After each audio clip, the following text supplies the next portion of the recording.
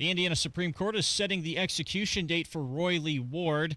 It will be October 10th at the Indiana State Prison in Michigan City. Ward was convicted of raping and killing 15-year-old Stacey Payne in July of 2001. The court denied his appeal Thursday. The statewide average for gas today, $3.34 a gallon, says Gas Buddy. In Indianapolis, gas is $3.36 on average. The Indiana Fever needing to start a win streak to assure a playoff spot. They have the Los Angeles Sparks tonight in L.A. Head coach Stephanie White. You know, there are times where offense is fleeting. And our defense has to be locked in, and we challenge them to be a better defensive team and to be it consistently. Tonight's game is the beginning of another West Coast road trip. The Colts voting on their team captains this week. Among them is new starting quarterback Daniel Jones. The way he works, I think the guys see it every day. He's in here working, grinding, doing the right things all the time. And I think, it draws a lot of respect from his teammates to get that vote. That's head coach Shane Steichen. The other captains are Quentin Nelson on the offensive side. Kenny Moore, DeForest Buckner, and Zaire Franklin are captains on defense. The team also signed wide receiver Laquan Treadwell and pass rusher Tim Smith to the practice squad. And a group in Columbus is a whole lot richer. After hitting the Hoosier Lottery jackpot, the group started working together at a factory and has pulled money for tickets for 11 years. They finally won big with a $9.9 million ticket. Traffic on the 5s. Good morning, Matt Baird. Good morning, Jarrett. Looking at the south side, all lanes open. Southbound 65 at the 465 interchange. We had a road flatbed earlier that spilled its junk all over the interstate, and most of that's gone. All the lanes have reopened, and the delay is cleared out as well. Not so much luck on the northbound side. That's stop and go after Southport Road up to South Keystone Avenue, delayed 15 minutes because of construction. Southbound 65 70, that is a delay of 9 minutes from the north split to the south split. Traffic sponsored by Rapid Radios. Rapid Radios are instant push-to-talk walkie-talkies with nationwide LTE coverage. For a limited time, get 60% off and free UPS shipping at rapidradios.com. Use code RADIO for an extra 5% off. I'm Matt Baird with traffic on the 5s. Follow us at WIBC Traffic. Well, summer's still hot, and so are the deals at Tom Roush Lincoln. Right now, get 0% for up to 48 months on 2025 Lincoln Aviator and Nautilus, or 0.9% for 72 months on 2025 Grand Touring Corsair. Or how about a $50,000 Lincoln Corsair from just $499 per month? So come get one of those hot summer deals at Tom Roush Lincoln in Fishers. MSRP $52.20, 36-month term, $2,500 due at signing, $499 a month, 10,500 miles per year. Good through 8/31/25. Grown-ups, don't go back to school. Go forward through school into your future as an IT professional. Whether you're starting out, switching careers, or a veteran ready for change, My Computer Career can help you get into IT in just a few short months with no prior experience. So take the free career evaluation now at mycomputercareer.edu. Your rewarding career in IT awaits. That's mycomputercareer.edu. An elite CompTIA certification partner. Financial aid is available to those who qualify, including the VA benefits.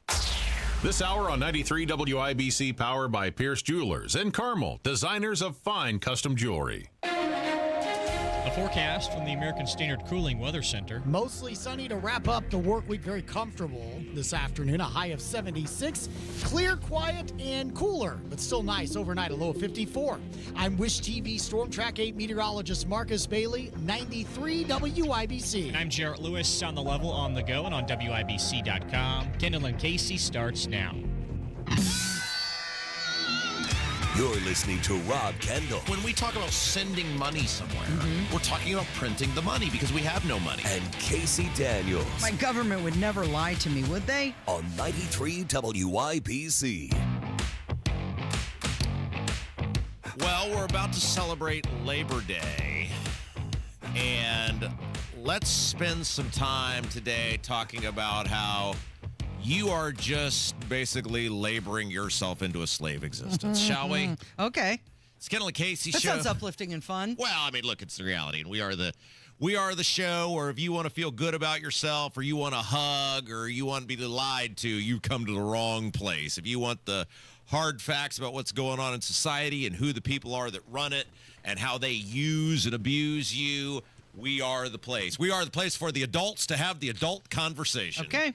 It's Kendall Casey show. I'm Rob. Casey's here. And, I was having this conversation with a very dear friend of mine who spent decades in the radio industry and had a lot of success in this business. And we had lunch yesterday, and we were talking about the position radio is in, and he said something that was very interesting. He said, from the 1960s until the mid 90s, the worker in the radio industry had all the power because the radio executive was always fearful that if you got blown out, you were going to walk across the street and make them pay. Right.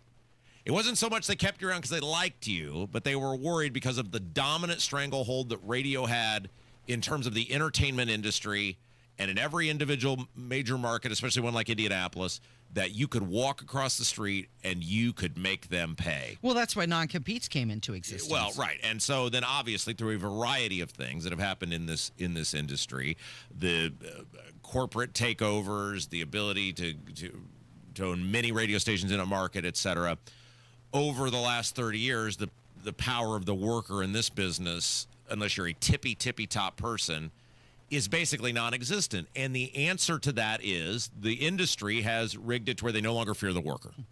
And which is timely because people are about to embark on a Labor Day celebration, which is a celebration of the labor movement, the worker movement in this country. And I was thinking about that. We were having that conversation yesterday. I was thinking about that, how it relates to what's going on with our government, which is because of the way that the politicians have rigged the system itself. And we're having this conversation front and center as it relates to gerrymandering, right? And that really is the way they have most rigged the process, in which they have drawn these districts to where the only thing the politician really has to fear, now it's Republicans in our state, it's Democrats in other states, the only thing they have to fear losing power is losing a primary, and other than that, they hang on to their power. And so what they've come to recognize is you don't have the power anymore. The same way as the radio executive doesn't fear the worker anymore because there ain't nowhere to go, right? The politician doesn't fear you, the voter, anymore because the system is so set up to where the power brokers dictate. The power brokers are the party leadership. They're the people, the money behind the. Why won't anybody touch Secretary of State Diego Morales? Because of the money. The money, right? Everybody knows who the money is. And everybody knows that the money touches almost all of them. You look at who the people who are willing to get mouthy about Diego, the people who don't care about the money. Andrew Ireland came in here yesterday and did the thing where he showed all the receipts. Yeah. That was a giant middle finger to Diego Morales because he doesn't care about the money. He doesn't care. If they unelect him tomorrow, he doesn't care. And so when you look at the system being rigged, coupled with, and this is what's important, the apathy of the citizen. Yeah. The money and the power believes they can beat you because of the general apathy of the citizen ourselves. Well, clearly they can. We saw it on full display. Look at the property tax rally, right? We had 1,000 people show up. It was the number one talking point. The governor put it on his platform that it wasn't even there before. He said, yep, this is a problem. We all showed up. And what did they do? Patted us on our head and said, they're there. Go along. And so and nothing happened. So these politicians believe they can get away with anything, and we're about to talk about one who just did, but it's happened time and time and time again. So there has now been a plea agreement in the Mike Bohachic case. So for those of you who may not remember, Mike Bohachic is a senator from northern Indiana, a Republican, a state senator, who he's pled guilty now, so there's no allegedly. He was incredibly drunk, almost basically 3.5 times the legal limit. Right. He was so drunk in a Panda Express that the Panda Express people, or the people at the Panda Express, called the whistle on him. How drunk do you have to be that the Panda Express people, or people at the Panda Express, are like, hey, that guy can't be getting an automobile. Right, exactly. And then, of course, so I think multiple people call the police on this guy, and he then gets pulled over. He can't even follow basic commands from the officer. He's trying to drink and eat his food. Yeah, he's got food all over while him. the officer is giving him commands on what to do. He refuses the breathalyzer, I think 0.28 283 or 287. I think it was 0.283. 0.283 was the final number on the blood test. So who knows what it actually was when he was actually pulled over. Then because he's a lawmaker. Legislative immunity. They hide it for months. He goes back. He votes on your behalf. A highly leveraged person, by the way, because you think the leadership didn't know? We know. Jim Merritt told us, came on this program and said he talked to numerous people in there who knew. And they hid it from you for months. They had dirt on this guy. They had the ability to put the kibosh on him. And you think if he's your senator, you think you got any individualism, anything for you? Or do you think it was all for the people who had the ability to sound the whistle on this guy at any time? Right.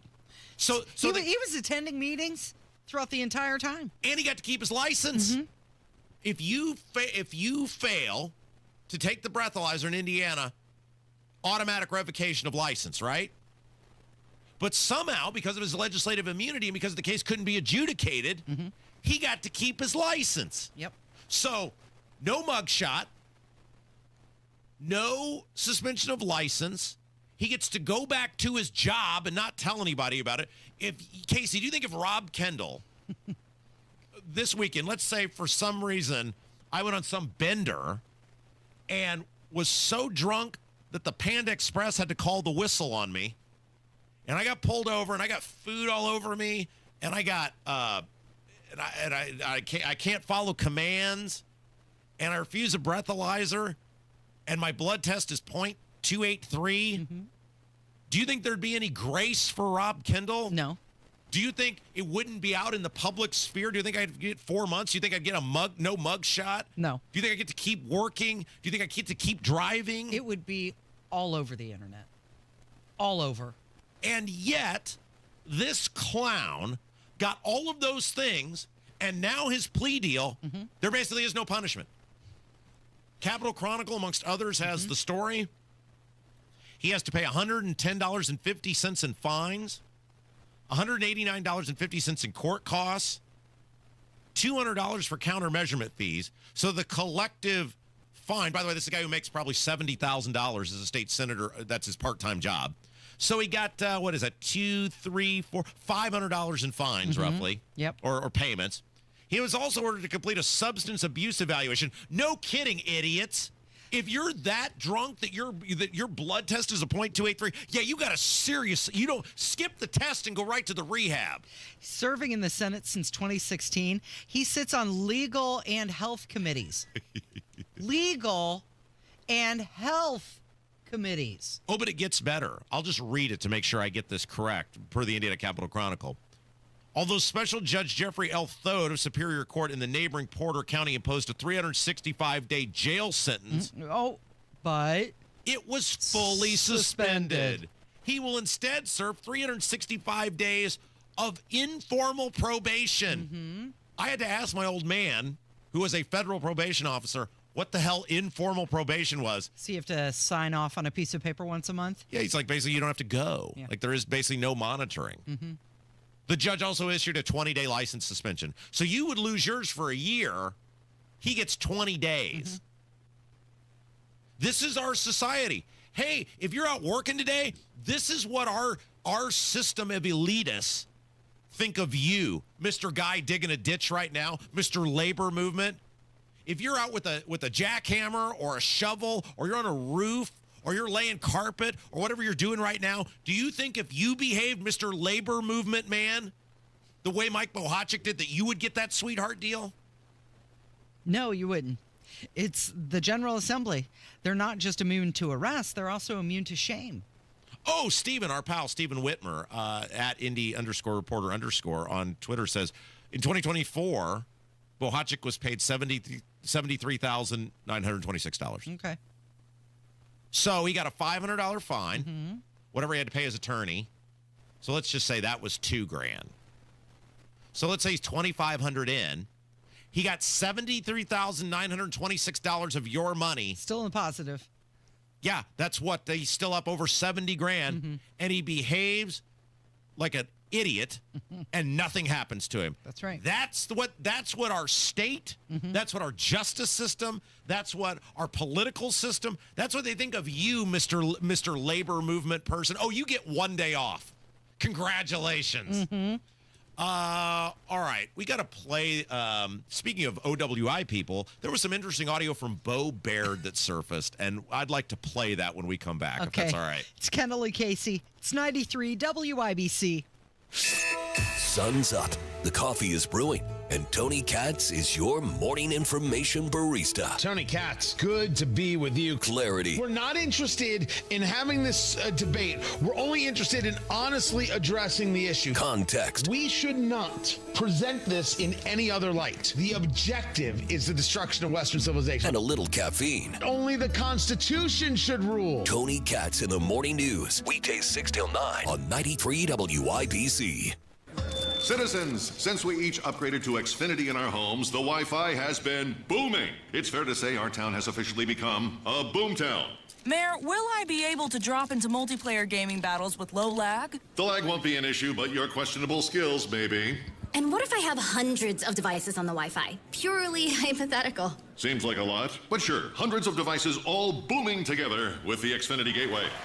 Yes, friends and neighbors, with Xfinity, the Wi-Fi is booming. The Wi-Fi isn't the only thing that's booming. Now get the most reliable Wi-Fi and our best-in-class equipment for one consistent price for 5 years guaranteed. All in. Plus, get unlimited data included and no annual contract. All with the 5-year price guarantee from Xfinity. Visit Xfinity.com, call 1-800-XFINITY, or visit a store today. Restrictions apply. Not available in all areas. New residential customers only. Select plans only. Xfinity Gateway with XFi Complete required for unlimited data except in certain areas. Most reliable Wi-Fi based on Open Signal Awards USA. Fixed Broadband Experience Report, August 2024. Actual speeds vary. Progressive presents Employee of the Month. Small Business Edition. Today's recipient from Michaela's Mobile Spa, Michaela. Michaela got a quick business insurance quote from Progressive and chose from over 30 customizable coverages. Sure, it helps she's her only employee and does literally everything. But while others would rest on their laurels, Michaela was hard at work saving big. So take that, hypothetical other employee who doesn't exist. Be your own Michaela.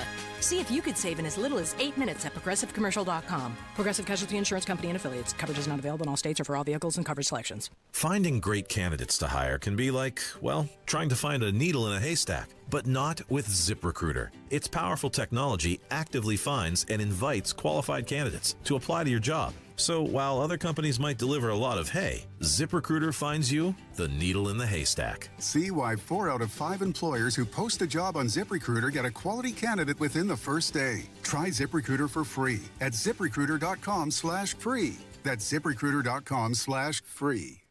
An official message from Medicare. I'm saving money on my Medicare prescriptions. Maybe you can save too. With Medicare's Extra Help program, my premium is $0 and my out-of-pocket costs are low. Who should apply? Single people making less than $24,000 a year or married couples who make less than $32,000. Even if you don't think you qualify, it pays to find out. Go to ssa.gov/extrahelp. Paid for by the U.S. Department of Health and Human Services. The deals and specials are sizzling hot. It's the Central Indiana Gun and Knife Show this Saturday and Sunday at the Tippecanoe County Fairgrounds in Lafayette. The best dealers in the region will be at the Central Indiana Gun and Knife Show. Just $6 for adults. Kids 12 and under get in free. Must be 18 or accompanied by an adult. Buy, sell, trade. This Saturday, 9 a.m. to 5 p.m. and Sunday, 9 a.m. to 3 p.m. at the Tippecanoe County Fairgrounds in Lafayette. For more info, visit CentralIndianaGunShows.com. Save at the Sundown Gardens Labor Day weekend sale. 20% off trees and shrubs, 30% off pottery. 186th Street and Spring Mill Road in Westfield, closed Labor Day. Buying a diamond has changed. There are mined and lab-grown diamonds. Pierce Jewelers carries both. Pierce can educate you and save your hard-earned money. Shop local, shop smart, shop Pierce Jewelers. It's our tribute to the labor movement today, and because we're the honesty police here, we salute labor by telling you, the people laboring today, the truth about what's going on in your city, in your state, and in your country. Wallet Hub did a survey, and they said that 67% say they're working harder compared to last year, and that 74% of Americans feel inflation is eroding the value of their labor. Those would be correct. And so last segment, we talked about how there are rules for the elite at the expense of you, laying out the non-punishment for Mike Bohachic, state senator, who was so drunk the Panda Express people were like, yeah, that guy shouldn't be getting in a car. Okay, so now let's turn our attention to another OWI guy, our old friend Bo Baird. Now, you'll remember Bo Baird from such things as got an OWI, but nobody found out about it because there were conveniently some things wrongly entered into the court system filings that made it impossible to track that it was him. Clerical errors. Yeah, boy, howdy. Isn't that amazing? And then, of course, we found out about it. By the way, we broke the Bohachic story, too. For people who are always like, they're just making things up. They're doing things for ratings. Blah, blah, blah, blah, blah, blah, blah. We were on a roll there for a while. We broke the Bohachic story, and we broke the Bo Baird story to the point where he, in real time, sent us a statement while we were on the air. We warned him repeatedly that we're going to do this. Just do the right thing and fess up.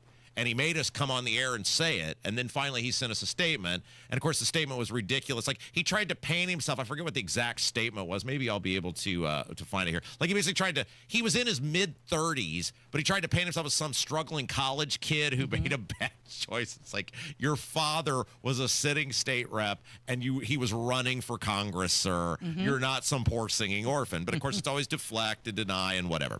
So, anyway, that's who Bo Baird is. The guy who wouldn't be honest with the public when he got the OWI. He wouldn't fess up. He wouldn't tell you what went down. And it happened right before a primary. Right after the primary. After. Before his general election when he was elected to the state house. That's right. And conveniently, you know, your dad is the Republican nominee for Congress, and what luck! All that stuff just got wrongly entered into the court system. Are you ever lucky like that? And then, of course, I couldn't get a statement or a comment from the prosecutor's office on what happened at the time. And probably, again, everything was definitely probably on the up and up, Casey. It's probably all just coincidence. Hey, labor guy. Hey, if you're out digging a ditch or with a jackhammer today, has your information ever been wrongly entered so that you could evade public scrutiny? Did luck ever fall on your side that way? So Bo Baird, state rep, Putnam County, was on a Breitbart podcast. And Casey, do you remember the signature one of the signature bills this year was this ridiculous idea that they were going to annex, the state legislature was going to explore annexing 33 Illinois counties into the state of Indiana. Right. It was House Bill 1008. Right? And they wanted those 33 Illinois counties to have this advisory referenda indicating that they wanted to leave Illinois. It was all part of this bi-state commission to explore the idea. And it was the Speaker of the House, Todd Houston, put his name behind it, and this was his bill. And we sponsored from Scott Baldwin. Oh, yeah, big time. You know, he's the guy. Oh, speaking of people who... Well, gaming the system is such a strong phrase, Casey, but State Senator Scott Baldwin, who runs a multi-billion-dollar construction management company that makes huge money off of, amongst other things, government contracts that are funded by property taxes, and then voted to screw you on property taxes to protect government entities that may or may not have done business with his company. But yeah, but anyway, are you catching the theme here today, Case? Yeah. Well, at the time we told you said, this is ridiculous, this bill to annex these Illinois counties. They're not even contiguous to each other. There's no way you would do this. And what these people are doing is they are wasting your time and your money and your resources as a taxpayer for some clown show that is nothing more than to get themselves publicity. It's a publicity stunt with your money. Right. And people were like, well, there's Rob and Casey. They're being shock jocks again. They're saying things for ratings. The blah, blah, blah. Well, Bo Baird went on a Breitbart podcast. And by the way, these people think they can just do whatever and we're not going to find out about it. I can't tell you, Bo, the amount of people in state government who were more than willing to send this over to me and go, would you listen to what this clown had to say? Here's Bo Baird admitting what we told you months ago, that this was all just a glorified floor show, and they were more than willing to use your money to pull it off. We actually had legislation this last session that created a pathway for counties in Illinois to leave and join Indiana. What? Now, will that happen? No, because, yeah, we had legislation that created a pathway, but it really just created a commission that we have to approve, the Illinois legislature has to approve, and then Congress has to approve. But what it allowed us to do was, I think we had 3 articles in the Wall Street Journal about why Indiana is a better state to live in than Illinois, and why so many people from Chicago are leaving to come to Illinois and trying to leave the policies of a state like Illinois. Okay, so right there he admitted everything we told you. It's not ever going to happen. Kev, can you just play the beginning of it? Because that's very important. Because remember when we said that, they're like, oh no, we're so serious about it. We really want this to happen. Rob and Casey are lying to everyone. They're just trying to get you fired. No, we're serious. We're going to annex these people in. We're serious. We're putting all this effort into it because we're very serious. Go. We actually had legislation this last session that created a pathway for counties in Illinois to leave and join Indiana. What? Now, will that happen? No, because Okay, there you go. Will that happen? No. No, but they got 3 articles in the Wall Street Journal, Rob. He is admitting what they did, and it is exactly what we told you they were doing, which is they used your money, taxpayer time, resources, everything else for their own publicity. It was nothing but a publicity stunt. That's your government. Mr. Labor guy, guy out digging a ditch, guy out fixing a roof, guy out hauling whatever, truck drivers, all you people out there making a country work. This is how your elected officials view your money. Right. That's how you view your labor, because that money that they use to do this is your labor. It's paid for with your labor. Those are your elected officials. It was just advertising. You're listening to Kendall and Casey. It's 93 WIBC. Bet365 is paying out before the final whistle. Check out Bet365's unrivaled early payout offer. When you bet on a team to win and they take a 17-point lead, you get paid no matter the final score. Forget the final whistle and start counting that cash. Hold up. You get early payout on parlays, too. Download the app and see why it's never ordinary at Bet365. Gambling problem? Call 1-800-9-WITH-IT. 21 plus only. Must be physically located in Indiana. T&Cs apply. Through their service, veterans have our backs. Now we should have theirs. Learn more at gotyoursix.org. 93 WIBC Mobile News. On the level. On the go. Speaking out for the first time. Sunny and 65 in the Circle City. Highs in the mid-70s this afternoon. I'm Jarrett Lewis. Here's what's trending now at 9:30. The families of the 2 deceased victims from the deadly church shooting in Minneapolis speak out for the first time. Fox's Nate Foy reporting. 2 kids who were killed, an 8-year-old boy and a 10-year-old girl. We are now hearing from the parents publicly for the first time. The 8-year-old boy, Fletcher Merkel, his father showed remarkable strength while speaking yesterday, saying the hole in their hearts and lives will never be filled, and he asked that Fletcher be remembered for the kid he was, not the act that ended his life. Meanwhile, the parents of 10-year-old Harper Moisky told our Fox affiliate, quote, "Our hearts are broken not only as parents but also for Harper's sister, who adored her big sister and is grieving an unimaginable loss. As a family, we are shattered, and words cannot capture the depth of our pain." The FBI is investigating the shooting as an act of domestic terrorism. The U.S. delegate for D.C. is asking the White House to reveal how much taxpayer money is being spent on the military deployment there after Reuters reported that a National Guard deployment back in June cost up to $2.6 million per day. White House officials say Chicago could be the next city to have the National Guard deployed there, but many Democrats are against that idea. Meanwhile, California Governor Gavin Newsom is now calling for a law enforcement surge in his state with the idea of a suppression team to try and deter crime. Labor Day weekend is officially here, and a record 17 million people are expected to either hit the skies and the roads. The average price of regular gasoline is about 5% lower than last year at this time, but many states have been seeing a price spike because of refinery shortages. Analysts predict that the national gas price average could fall below $3 a gallon next month. Opening bell report on 93 WIBC, brought to you by Absolute Wealth Management. The Dow is down 95 points, 45,636. The S&P 500 also down 16 points. It's at 6,500. And the NASDAQ in the red, 110 points to 23,703. I'm Jarrett Lewis, on the level, on the go, and at WIBC.com. Why choose a Sleep Number smart bed? Can I make my site softer? Can I make my site firmer? Can we sleep cooler? Sleep Number does that. Cools up to 8 times faster and lets you choose your ideal comfort on either side. Your Sleep Number setting. It's the Sleep Number biggest sale of the year. All beds on sale up to 50% off the limited edition smart bed. Plus free premium delivery with any smart bed and adjustable base. Ends Labor Day. All Sleep Number smart beds offer temperature solutions for your best sleep. Check it out at a Sleep Number store or sleepnumber.com today. Technology Recyclers is the safe and ethical choice for your computer and electronics recycling. R2 certified, 100% landfill free, guaranteed destruction of data, and absolutely free pickups. Visit tech-recyclers.com. When it comes to retirement, it's not just what you've saved, it's what you keep that matters. Howard Bailey Financial invites you to join our free educational event featuring nationally recognized IRA expert and CPA Ed Slott, where he will focus on strategies to help reduce unnecessary taxes, avoid common mistakes, and plan smarter for the years ahead. This event is ideal for anyone in or nearing retirement who wants to make the most of what they've saved. Reserve your spot at the Forum in Fishers on Thursday, September 11th by calling or texting ED to 888-262-1104. Space is limited, so reserve your spot today by calling or texting ED to 888-262-1104. Howard Bailey Securities, LLC is an independent financial services firm and uses a variety of different investment strategies. Please see disclosures at howardbailey.com. Casey, you're going to have to help me do some math here. Okay. Because the math is not adding up for me.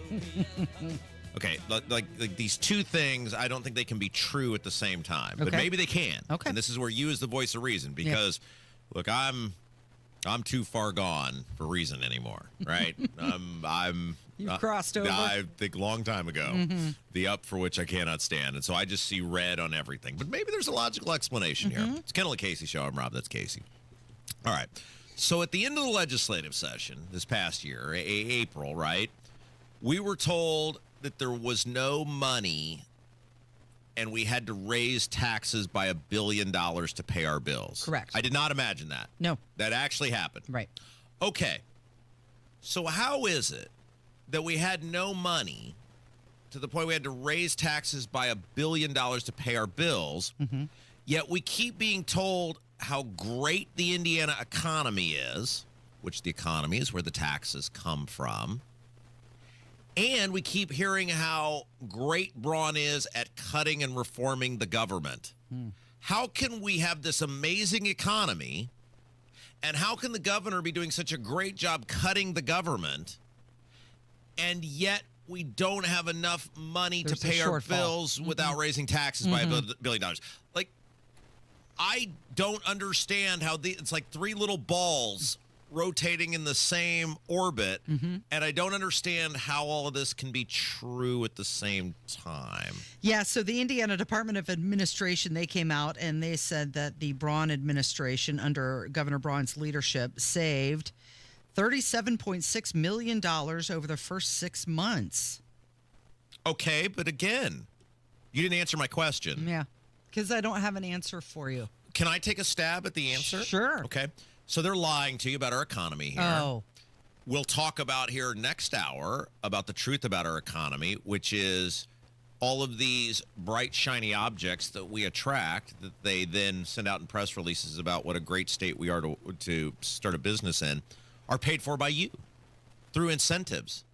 The vast majority of the stuff that is coming here is being subsidized by you with no guarantee that it's going to work or it's going to last. The subsidy, most cases, the money from you comes out in the beginning. And then, as we're finding with the IEDC and these audits and everything else that are being done, a lot of times they don't deliver on what they promised, but they got their money. So Mike Braun, it's like he walked into the state government and he was like your aunt at Kohl's with a stack of coupons. You know, somebody close to me, I won't name them. They probably wouldn't care if I named them, but I'm not going to do that. Somebody close to me was watching Braun with Hammer and Nigel the other day. And they have said this for a while about Braun. when Braun did that first, this is what they said. When Braun did the first debate for the governors, the general election, and remember he showed up in like a blue shirt, and he wasn't wearing a tie or a suit or anything that you would expect professionalism from your elected officials. They looked at me and they said, he looked like some grandpa that just got out of his recliner.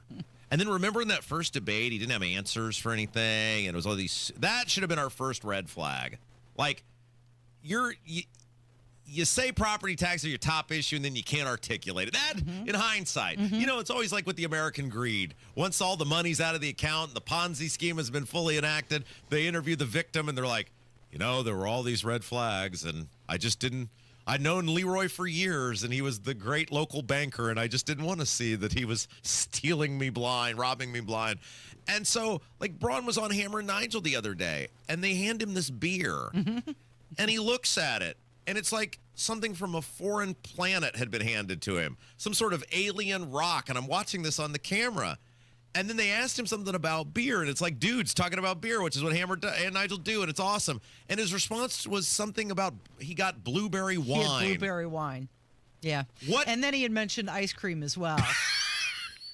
Because he's going to ribbon cuttings and appearances, right? And visiting businesses, and they're giving him their product. Kev, you're vibrant, you're young, you're a dude. At any point, you still go out to the bars and do dude stuff. At any point, have you and your dude friends ever sat around and talked about how great your blueberry wine was? I mean, it seems intriguing, but no, I didn't even know there was blueberry wine. Like if I handed you a beer from Wisconsin, would you stare at it like it was some alien rock from a foreign planet? No, he wouldn't do that. No, he comes off. Yeah. The person who told me this was correct. And every time I see him now, ever since they said this to me, I was like, they're right. Since that first debate last year, he's like some confused grandpa who just got out of the recliner. And it'd be like later in life, if I would take something to my elderly grandpa and I'd hand it to him.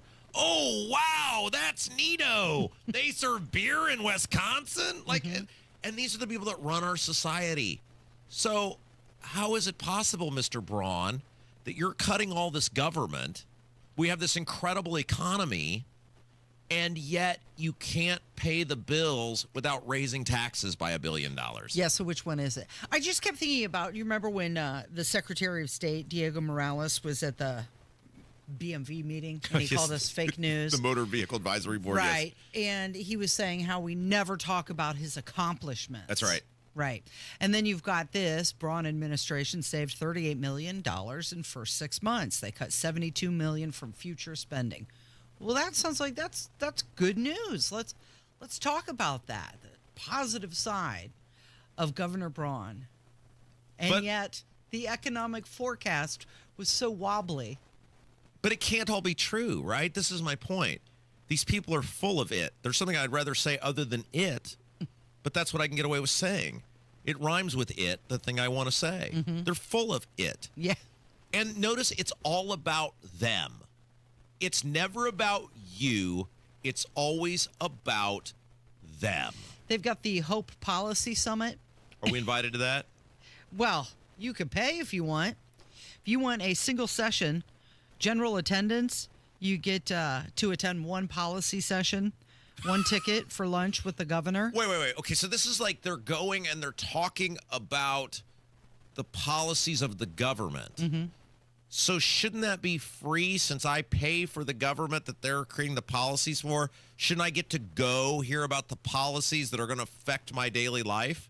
You can go for the low price of $2,500. How much? $2,500. Okay, so as we're celebrating Labor Day, it's our we're kicking off the Labor Day weekend here today. We celebrate all of those of you who are out, whether you're sweeping the streets or you're collecting garbage, working in an office, whatever you're doing. Do you think the average person, the average laborer in this state has $2,500 laying around just to hear about policies for their government that they have to pay for. It costs $2,500 to go to an event where Mike Braun, the governor, and government people, that's all that's going to be at this, right? It's government people, are going to tell you about the policies that are going to affect your life, but you got to pay $2,500 to get in the door. Well, if you don't like that, you could do the full morning general attendance where you get to attend up to 3 policy sessions, and you also get lunch with the governor. That's only $5,000. So, okay, let's wait. What do you get for the $5,000? You can attend up to 3 policy sessions. So you can hear about 3 policies and lunch with the governor. And you get lunch with the governor. Okay, so is there anything else? Is there a next tier? Is there anything else? Oh yeah, there's a couple more tiers. Oh, keep going. Yeah. This is great. You can be part of the Braun Vision partnership for $25,000. What do I get for that? The Braun Vision partnership. 2 full day attendees. You get sponsor recognition. Priority registration. So you get to go to the front of the line. Is this like at the airport where you don't you stand in line? Or at the Comic-Con or whatever? Don't wait in line. Pass all your friends. Yeah. There's also the Freedom and Opportunity Partnership. That's $50,000. You get to go all 3 days. Wow. They are acting like it's Comic-Con. You also get a full-page ad in the Policy Summit program for that. Oh, see, you have to put your logo. This is the thing where if I won that, what's the jackpot now? Is it the Powerball? Yeah, what is it? 790 some million. See, this is what I would do. I would take a big ad that just says Mike Braun is a dementia patient, and I would put it in that program. I would pay the $50,000 to have Mike Braun as a dementia patient in the program. You want to be a headline sponsor, headline partner? Wait, that's all you get? You just get an ad in the program for $50,000? Well, you get 3 people can go to the spring session pre-cap breakfast with the Hope Board, the policy staff, and administration special guest. Don't know who the special guest is. Oh, it'll be to be determined. It could be surprise. It could be Mick Jagger or it could be Mike Speedy. You don't know. It could be either way. You just don't know. Either one. The headline partnership, that's only $100,000. What do I get for the headline? You get to go 4 full days. Oh. You get the headline premium sponsorship recognition for the Fall Policy Summit. You get to be the solo lead sponsor for the policy session discussion. You also get a full-page ad with premium placement in the Policy Summit program. Now does this also get me the breakfast? Well, no. Do I get to go to the front? I'm looking for like the benefits the data centers are getting. Which sponsor do I have to be to get the tens of millions of dollars in tax or hundreds of millions in tax freebies? Like, which is the $100,000? Is that the one I got? I'm looking for the data center treatment. That's the one I want. Well, I don't know which day they're going to be talking about that in the policy. So it's no. I don't care about the thing itself. I just want the data center treatment. If I take $100,000, let's just skip the shenanigans, Mr. Braun. If we just cut the bull crap and I just take a briefcase with $100,000 in it, and I take it to State Party and I say, put this in Mr. Braun's election account. Can I get the data center treatment? Will the $100,000 in donations get me the data center treatment? That's what I'm looking for. Okay, it might, because money talks, right? I mean, aren't they telling you that it's all for sale? Yes, they're telling you if you are a worker in this country, you suck. And your job is to just be a slave to them, and they're selling themselves and access to the highest bidder. And again, that's our theme today. You are but a slave to the government at all levels. It's Kendall and Casey on 93 WIBC. Hammer and Nigel show back at it on a beer sample Friday. We're going to do some barguments, the biggest stories in Indy. And did I mention it's beer sample Friday? Road trip! This summer at Tire Discounters, your tires are your passport to savings, because you're driving to Paris, Texas, then it's off to Rome, Georgia, and you'll be kissing the Blarney Stone in Dublin, Ohio! Right now, save up to $404 when you buy 4 tires, and that includes a free alignment and oil change. Stop at Tire Discounters before you see the world. In the construction business, you're only as good as your tools. That's why Quality Supply and Tool offers DeWalt products, like the 20-volt Max XR cordless 3-speed half-inch hammer drill. Buy one and get a 5-amp-hour battery free. That's a $100 value. Or buy 2 DeWalt 60-volt Max Flex Volt 12-amp-hour batteries and get one free. Only at Quality Supply and Tool and only while supplies last, or September 26th. With locations in West Lafayette, Bloomington, Jeffersonville, and Indianapolis, Quality Supply and Tool thinks outside the box. Store. Hey guys, it's Rob for my friend Mark Deedle. We love Mark Deedle, and he wants to let you know that Zillow ranks Indianapolis number 2 among 2025's hottest markets. Home values have risen and are holding strong. Now is a great time to sell. Hire the team with proven systems to maximize your equity. Sell your home with Mark Deedle. Maybe you want a fast, guaranteed, no-hassle home sale, but don't want to give up hard-earned equity to do it. Mark Deedle guarantees your home sold at a mutually agreed-upon price and deadline, or he will buy it. Listen to what Luke and Emma in Franklin had to say about working with Mark Deedle. We began building our new dream home, and we needed to sell our old place at a great price to pay for it. The Mark Deedle team made it easy with multiple offers in the first weekend and closed in 25 days at the price we wanted. Call the local Indianapolis agent I trust and recommend, and the agent who guarantees your home sold or he'll buy it. Call Mark Deedle, 317-755-4232 for all the details, or go online to markdeedle.com. It's Mark, D-I-E-T-E-L.com. This is Joe Cordell of Cordell & Cordell. Cordell & Cordell is the largest family law firm in the country, with over 35 years of helping clients navigate divorce. That does give us certain advantages, for example, in experience and resources.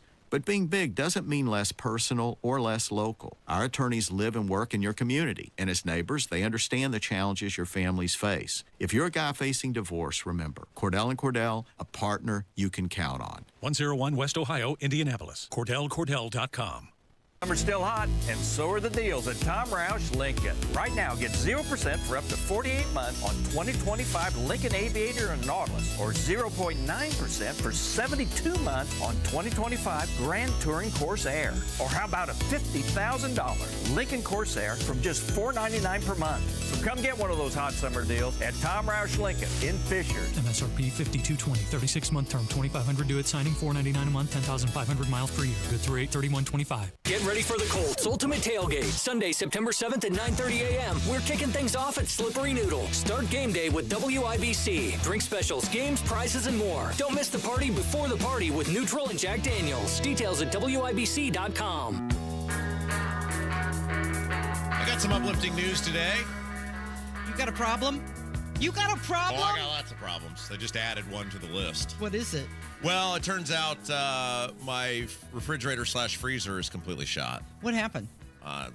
The compressor. Oh. Is that what it was? Yeah, totally gone. Oh, no. So now I got to figure out what I'm going to do. See, luckily, very blessed. Yeah. My neighbor has a fridge/freezer. Your neighbor? I know that guy. So it went out. It was it's Kendall Casey show, by the way. I'm Rob. That's Casey. So it went out Wednesday night. Mm-hmm. I kept trying to tell my wife, I'm like, there's something wrong with the fridge/freezer. Not getting cool on like, the inside? well, I saw it elevating. And, you know, sometimes I've got a tyrant running, a 2-year-old tyrant running around my house. Sometimes she'll pop something open or whatever. Okay, well, maybe she just accidentally opened it. Right. But then I looked at the temperature on the freezer, too, and I was like, that's going up. And I was like, there's no way she got both of them open. This is not good. And I told my wife, and she's like, well, you just got to reset the thing. I was like, I did. Yeah. She's like, no, you got to reset it. Did you unplug it? Count 10 seconds, plug it back in? After the fourth time of telling her I had done the reset thing, she's like, I'll do it. I was like, but it's already been done. Uh-huh. So she did it, and then it didn't She did work. check your work. Well, and then I just looked at her and said, see. And see, I violated my own rule there with that, because, you know, my rule in life as both a husband and a father is, what do I want my life to look like 30 minutes from now? And I violated my own rule with that because I just couldn't help myself. Radio Rob took over. It's very rare at my house that the radio version of myself took over. But I just looked over and it said, see. So then I got yelled at for about 30 minutes. Told all the other things I was doing wrong. And then the temperature in both the freezer and thermometer proceeded to continue to climb. And I said, okay, I got to get stuff out of here. Right. Because you're going to lose it. I got the stuff. Yeah, right. It'll go bad. So spent about an hour packing all the stuff up, took it over to my dad's house, put it in his fridge/freezer. Yeah. Luckily, my old man, he just buys by the day. He doesn't like keep stuff in his house, so there's plenty of room in there. Sure. It was basically unused real estate, so I don't feel bad about it. Maybe you don't need to buy a new Well, I'm pondering refrigerator. this. Just use this. It's crossed my mind. And so then I did clean the fridge/freezer. I threw away like 3 garbage bags of stuff. Yeah. Then I got on the OCD took over, and I'm like, I got to make some good out of this. And then you were checking expiration dates on everything. I was cleaning, like I cleaned a whole bunch of the house. I was, just beside myself. I'm like, okay, this is not good. So then called the fridge repair people. It took like 3 people to call because everybody's out because it's a extended weekend. This guy came today, and then it was like going to cost more to fix the thing than to buy a new one. Gotcha. So now I'm just looking at the. Now you're in the market for a new one. Do you know what size it is? I don't know. I have to measure it. Like how many cubic feet? Yeah, Are you looking for a side-by-side door? You got one? You got an extra one? Like, I'm looking for something that's affordable because the cost of living is unbearable at this point. Well, it really begins with the size and kind of the bells and whistles that you want. Yeah, that's a statement of the year, Casey. Well, right. So because I'm doing some shopping for you right now. Yeah. Wow, that's an expensive refrigerator. Well, Costco's got the refrigerators, which I didn't know. Oh, yeah. You could do that. Do So they deliver and then set it up? I got to find out. So now I'm going to get the joy of going to Costco and probably other places with my wife and looking at refrigerators. So that'll be fun. There's a Samsung 29 cubic foot refrigerator. I don't need a 29-foot refrigerator. It's $3,299. Yeah, that's way out of my range. Costco had some. Now, they're probably the base model. But look, this fridge we had before, the people who owned the house before us had it. And it had all the ice maker and all that. I don't need that. Do you have a copper water line or is it plastic? Oh, boy. See, you're going to have to deal with some stuff. Well, wherever I get, they're going to have to hook it up for me. Yeah. Like, I'm not doing that. Like, I'm not risking that. Let's get real here. You're not doing it. So, yeah, there was too much stuff on that fridge that I had before. Like the ice maker and those sort of things. Like, that's just a hassle to me. I don't even use ice. So what did I need this for? So we're going to get a stripped down one. If somebody has a fridge that you'd like to donate to a good cause, I know a family that's... You've got a couple mini fridges in the office. I do. I should. You should take those home. You get like one package of ground beef will fit in there. Just do that. Oh, Rose says in the YouTube chat she used Costco to get a new fridge/freezer. Yeah, their prices from what I saw seemed pretty reasonable. Now, you're right. The question is going to be delivery and hookup. Right. I'm sure that's part of it. They'll do that for you. Oh, Costco delivered and took the dead one away. There you go. Excellent. I was thinking, though, we've got 50,000 people that listen to us every day. Surely someone would have a nice fridge they're looking to dispose Surely of. somebody has a fridge in their garage that they would want to deliver to my house and hook up for me. Of course, yeah. But you'd get to hang out with me. Somebody what wants... an added bonus. Look, here's the... What was that thing that Braun did? There were the tiers for that Hope, whatever thing, your giveaway. The Hope Policy Summit? Yeah. You want a headline partner? Yeah, so I think here's what we should do. All right. So for just giving me a fridge, I will come to your house and I will thank you for giving me your nice fridge. That's nice. For giving me the fridge and delivering it, I will thank you. Take out a full page ad. That costs more than the fridge. I will thank you, and I will offer you an adult beverage from the new fridge. My new fridge, which was previously your fridge, of your choice. Okay. And you can sit and we can chat. Okay. And then if you give me the fridge, deliver the fridge, and hook it up, I will take you to a watering hole establishment in the greater Hendricks County area. I will buy you up to 2 drinks of your choice, and we will sit and talk, and you get the pleasure of hanging out with me. How about that? How about that seems like a pretty good deal, right? It sounds great. I hope you get somebody to take you up on this. Are you looking, what kind of fridge? Like stainless steel? Does it have to match the stove? Does it have to be the same brand? No, I don't care. Have you thought about any of this? My old man is like, well, you're going to have to get a stainless steel one that matches the rest of your appliances. I was like, no, I'm not. Why would I have to do that? Yeah. I'm not going anywhere. Right. I'm not running for anything. I'm running from something. Joe Hogg said. But no, I mean, what do I care whether it matches it's Labor or not? Day, right? There should be some big sales. sales. There are some sales. Yeah, so like I said, do you want the freezer on the bottom or the top? Or I don't care. Side by side. I don't. You know, these fridges now, they've got these digital panels. You can hook up USB to it and have pictures. I don't need any of that. I need something to keep the drinks cold and the frozen food cold, Casey. That's it. We are low budget people in my house. We are not lawmakers. We are not members of the Indian Economic Development Corporation. Yeah. We are simple, regular people. And look, I think after all I've done for humanity, it's time for humanity to pay me back. And surely one of our listeners has a working fridge that they would be willing to take time out of their Labor Day weekend. Oh, sure. To deliver and hook up for me. I'm sure. Yeah, there's somebody who's gonna do that right away.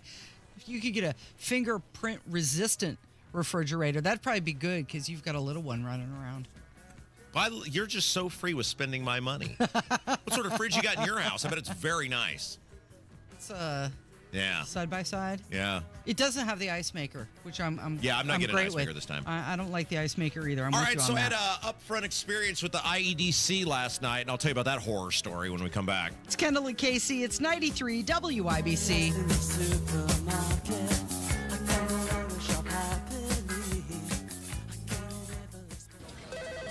Comcast Business High Five Hotline. What's the state of your excitement? I signed my business up for the 5-year price lock guarantee, and I can't stop high-fiving people. High five! Okay, Oh, deep high breath. High five. You're in a good place. You signed your business up for 5 years of gig speed internet and advanced security, all on our ultra-reliable network. Gig speeds and advanced security? I'm so stoked. Yep, and you get it at a great rate that's locked in for 5 years. Woo! The high five is just your body's way of saying, I'm winning. So this is natural. High-fiving everyone you see in a state of business savings enthusiasm? Totally natural. Sweet. Thank you. Thank you. High five, everybody. High five. The Comcast Business 5-year price lock guarantee is back, but only for a limited time, so sign your business up today. High five. Comcast Business, powering possibilities. Ends 9/21/25 for new customers with qualifying bundle. Current customers may be eligible depending on services and area. Guaranteed rate applies to monthly service charge, excluding taxes and fees. Other restrictions apply. Sometimes an identity threat is a ring of professional hackers. And sometimes it's an overworked accountant who forgot to encrypt their connection while sending bank details. I need a coffee. And you need LifeLock, because your info is in endless places. It only takes one mistake to expose you to identity theft. LifeLock monitors hundreds of millions of data points a second. If your identity is stolen, we'll fix it, guaranteed, or your money back. Save up to 40% your first year with promo code NEWS at LifeLock.com. Terms apply. The Attorney General's Office, reuniting Hoosiers with over $1 million in unclaimed property every week. Visit IndianaUnclaimed.gov or text Hammer and Nigel to 46220 today. In 2 minutes from the Technology Recyclers Studios, the charges being dismissed in the DUI case of a state senator, how the meeting with the Trump team went, according to one Indiana representative, and where the Fever are at tonight, trying to build on their win from a few days ago. You're listening to 93 WIBC, WIBC HD1 Indianapolis. It's 10 o'clock. Cutting the Harris cord. I'm Therese Crowley, Fox News.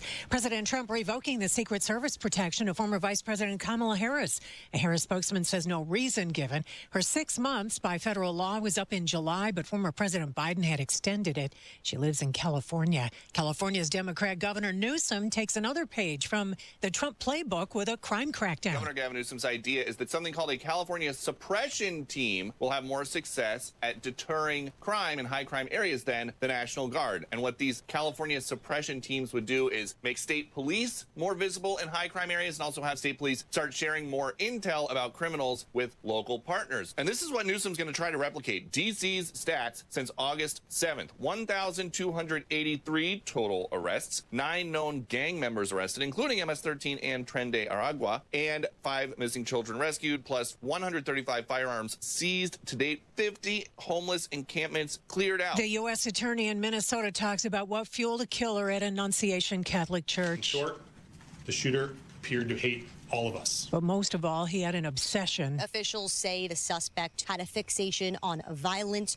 school shooters and had a deep obsession with wanting to kill young, innocent children. The 23-year-old shooter was a former student whose mother once worked at the church.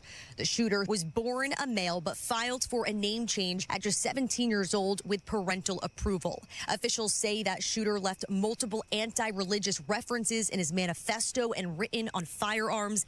That manifesto expressing a deep hatred toward almost all groups and people, including African Americans, President Trump, and Jewish people. The father of 8-year-old Fletcher Merkel, one of 2 children who died, asking people to remember his son. Not, by the way, his life was cut short. America's listening to Fox News. 93 WIBC Mobile News. On the level, on the go. Having most of his charges dropped. You've got a sunny sky at 64 in the Circle City. The high today, 76. I'm Jarrett Lewis. It's now 10:02. State Senator Mike Bohachic is entering a plea deal in his DUI case from January. Bohachic pleaded guilty to a misdemeanor drunk driving charge, dropping 2 other counts that he was facing. Bohachic was ordered to pay hundreds in fines and also complete a substance abuse evaluation. He was pulled over in January but not formally charged until May. During their visit to D.C. earlier this week, Indiana Republicans did discuss redistricting, among some other things, with the Trump administration. Representative Andrew Nyerland said it's time to fight fire with fire and give the GOP at least one more seat. There's a strategic disadvantage in the maps the way they are today because of partisan gerrymandering in Democrat states like Maryland, Massachusetts, Illinois that have really, moved the needle the other direction. Ireland, a guest on WIBC's Kendall Casey Thursday. He believes fighting those heavily gerrymandered states by redistricting will also better reflect the overall population of Indiana. Before sunrise on October 10th, Roy Lee Ward is set to be executed at Indiana State Prison in Michigan City for the 2001 rape and murder of a 15-year-old girl. Ryan Hedrick has the details. The Indiana Supreme Court cleared the way for the decision on Thursday, denying his latest appeal. Ward was first sentenced to death in 2002, but that ruling was overturned because there were concerns that pretrial publicity had tainted the verdict. 5 years later, he pleaded guilty and was sentenced to death again. Since then, there's been a series of appeals, including challenges over the drugs used in the state's lethal injections. Ryan Hedrick, 93 WIBC Mobile News. The Indiana Fever are starting a road trip out west tonight. They're in L.A. to face the Sparks. Tip-off is set for 10 o'clock Eastern. The Colts selecting their team captains for this season. On offense, guard Quentin Nelson and starting quarterback Daniel Jones are captains.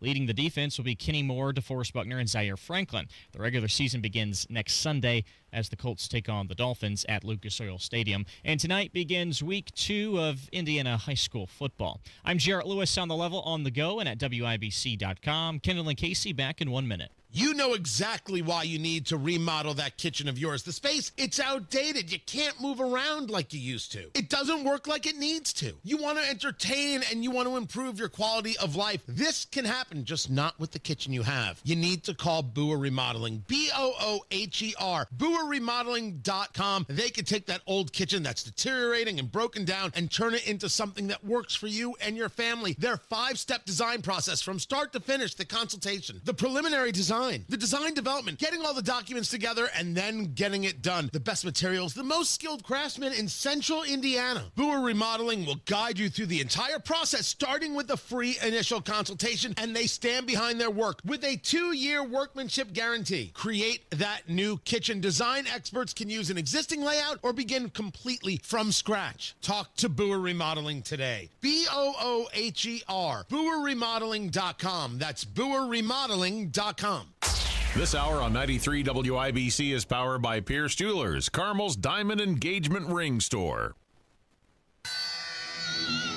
You're listening to Rob Kendall. When we talk about sending money somewhere, we're talking about printing the money because we have no money. And Casey Daniels. My government would never lie to me, would they? On 93 WIBC. So there's a new poll out, and it is not good news for Trump. Yeah, this is an Emerson College poll, and it says that his current approval rating is the lowest that it's ever been.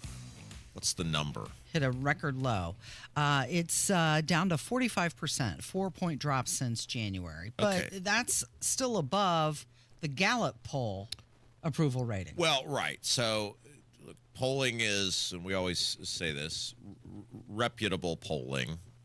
And reputable is always in the eye of the beholder, right? But reputable polling is but a snapshot of a moment in time. And it's not an exact science. And even the polls, the same pollster could do the same poll 1 week after another and just get different results, right? You're working with who answers the phone or clicks the link or whatever, right? But I think what you're seeing amongst all these polls, the snapshot in time, is that Trump is clearly well under the 50% threshold. I think you're seeing that over and over and over again. And like we went into the other day, I think there's a variety of things that go into it. And I think at the top of the list is Trump really struggles to coalition build outside of his base of support. And look, the country's becoming more and more polarized, so the kind of the base number grows. There's fewer and fewer people that are really, quote unquote, in the middle. But I just think he really struggles outside of the people that are his base of support to grow that because of the way he handles business in terms of running the country and the presidency. There was another poll. This was the Quinnipiac University poll, and it is even worse. It says that his approval rating is only at 37%. 55% disapproving. So the question would be, how do you grow that? And especially, how do you grow that in the case of Trump, where you have a mainstream national media that's actively working against you, right? You're not going to get any... the reason it took so long for Biden to go down was he just had the media as a professional cheerleader for him. And, people are, other than the people who are engaged, people who are consuming media are hearing one side of the thing. Now, with Biden, he went down after that disaster in Afghanistan because there was no way they could hide that. Biden never recovered. He was every bit the goof, dementia patient, whatever you want to call him, before that. But the media couldn't hide it. When you got 13 people coming home in coffins, and it's pretty obvious. And Biden did those interviews, and he was like just super, came off as cold and detached, and he never got back from that because the media couldn't hide it. And then once the doors kind of open, whatever. In the case of Trump, he never had the media to begin with, so you're getting no help there. You gotta really make people see it in their own lives in order to give you the thumbs up. And polling would show that he thus far has not put policies forward in the first 8 months that people are seeing in their own lives that are going to give him the thumbs up. So according to this Emerson College poll, 48% of people disapprove of Trump deploying the National Guard. However, the governor of Maryland seems to maybe changing his tune a little bit.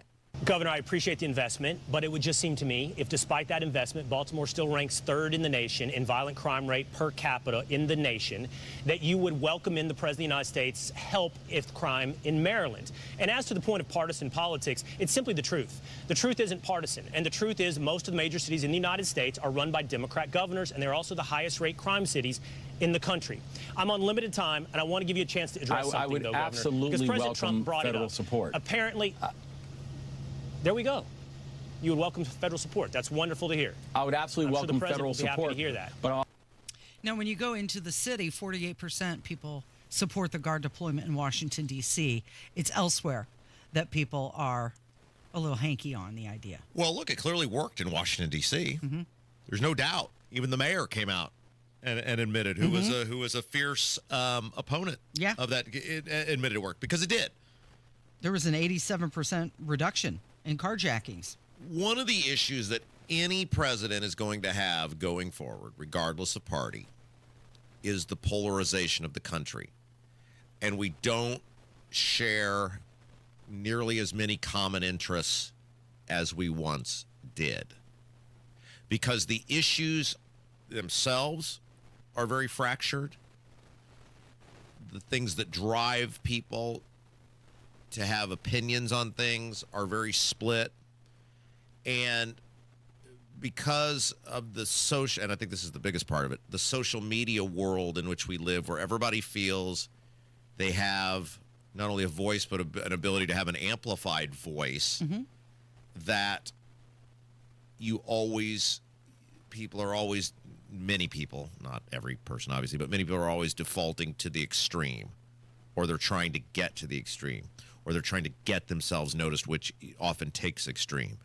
And so I just don't think you're going to see a president, barring some sort of, once in a lifetime type of thing, get that 60, 70% approval rating again. I don't think it's going to happen because I think both sides are so beholden to their base, and then both sides are really beholden to the special interest inside of their base. That's probably the better way to say it.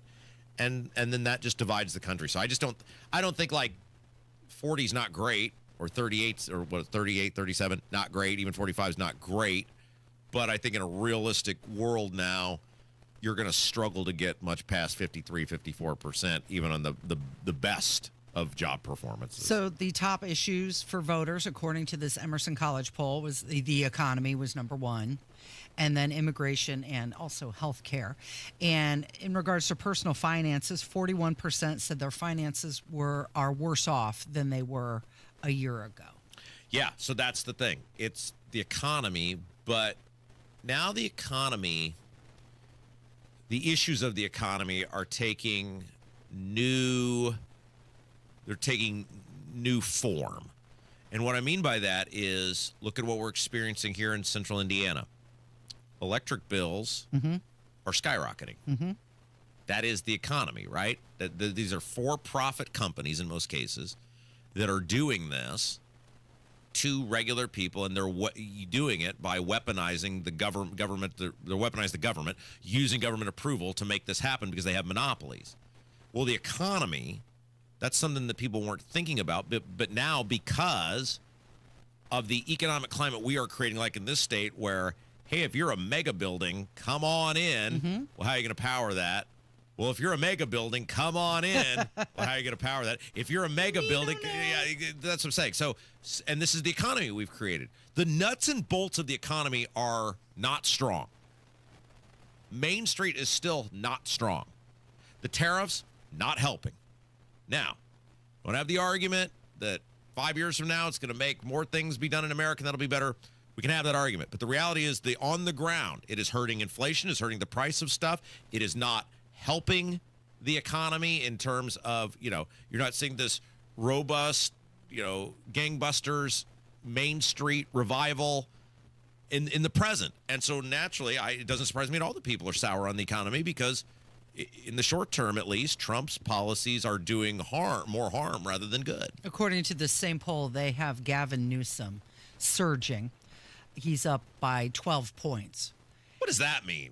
18 points by voters over 70. What does that mean he's surging? Surging on what? He's growing support. From who? It's gone from 12% to 25%. The people that they asked in this poll. But what does that mean? What does that mean? I support. What does that mean? Support. Support of what? Like, what is? They don't just ask you, do you support? Like that. There has to be something in there that's more detailed than that. It has to be amongst Democrat voters or something, because 95% of the populace has no idea who Gavin Newsom is. There's no way they asked a poll.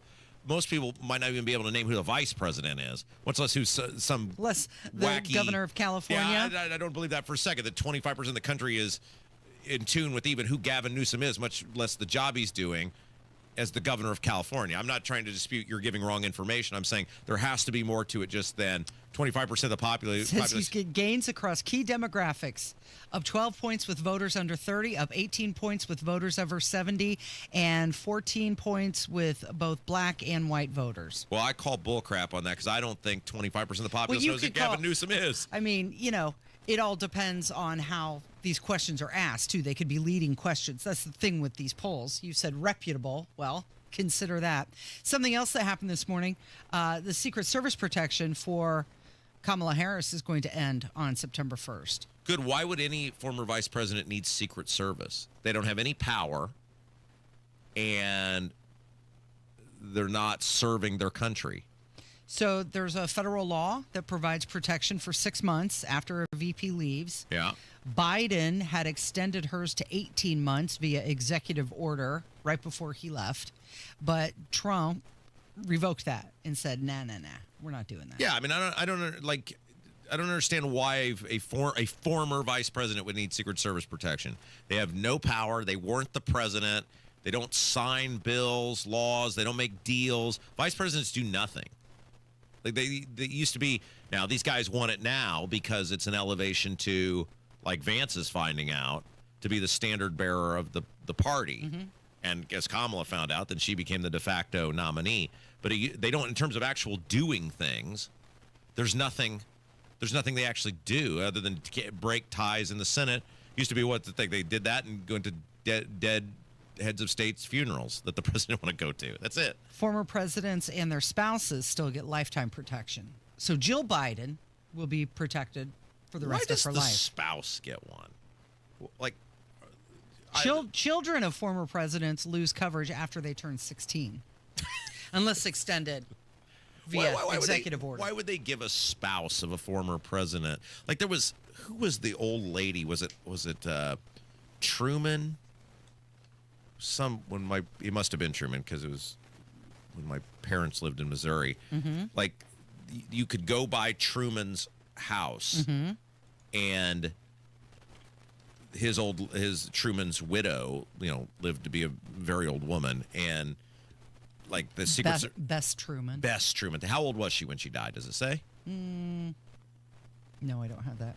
She died in 1982. Okay. She was 97. Yeah, 97. she was born in 1885. This mind, Casey. I know. Come on. Pretty good. Who else is going to be able to pull out a detailed story about the life of Truman's widow? But my point in all this is, she got Secret Service until the day she died, and they would just sit in this house with this old woman. There was nothing to do. Like, it wasn't like she was out giving speeches or, I don't even think she was like members of the Rotary Club.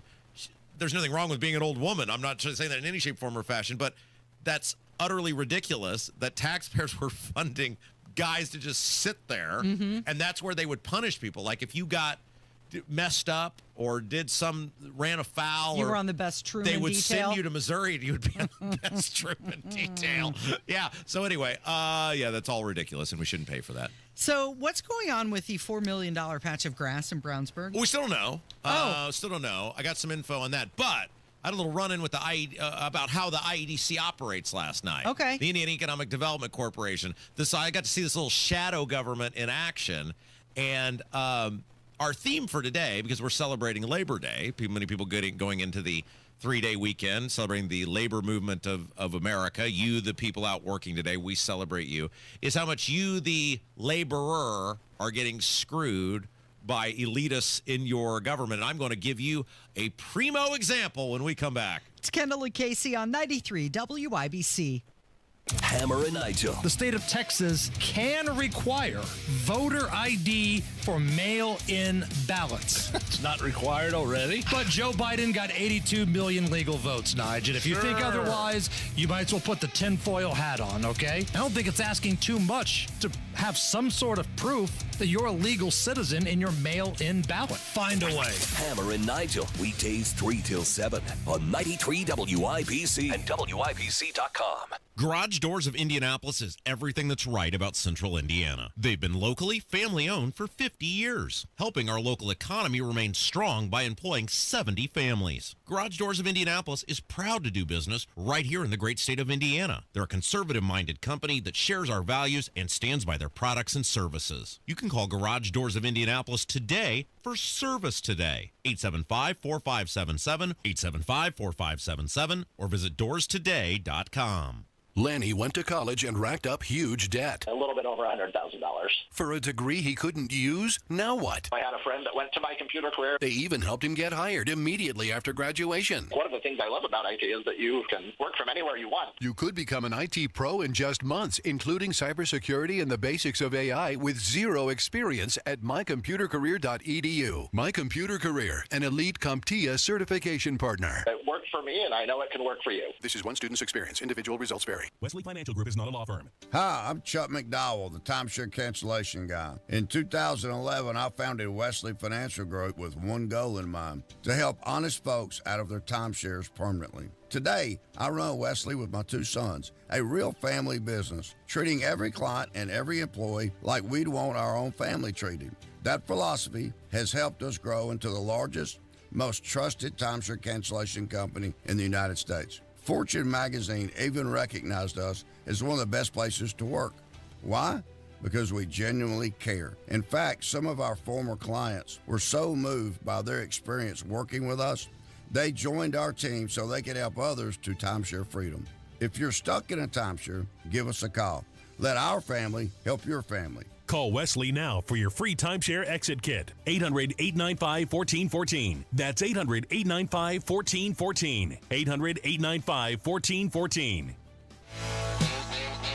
Okay, so I got to see how just shady working with the Indiana Economic Development Corporation is up close last night. And Yeah. I've got to play you some audio from this.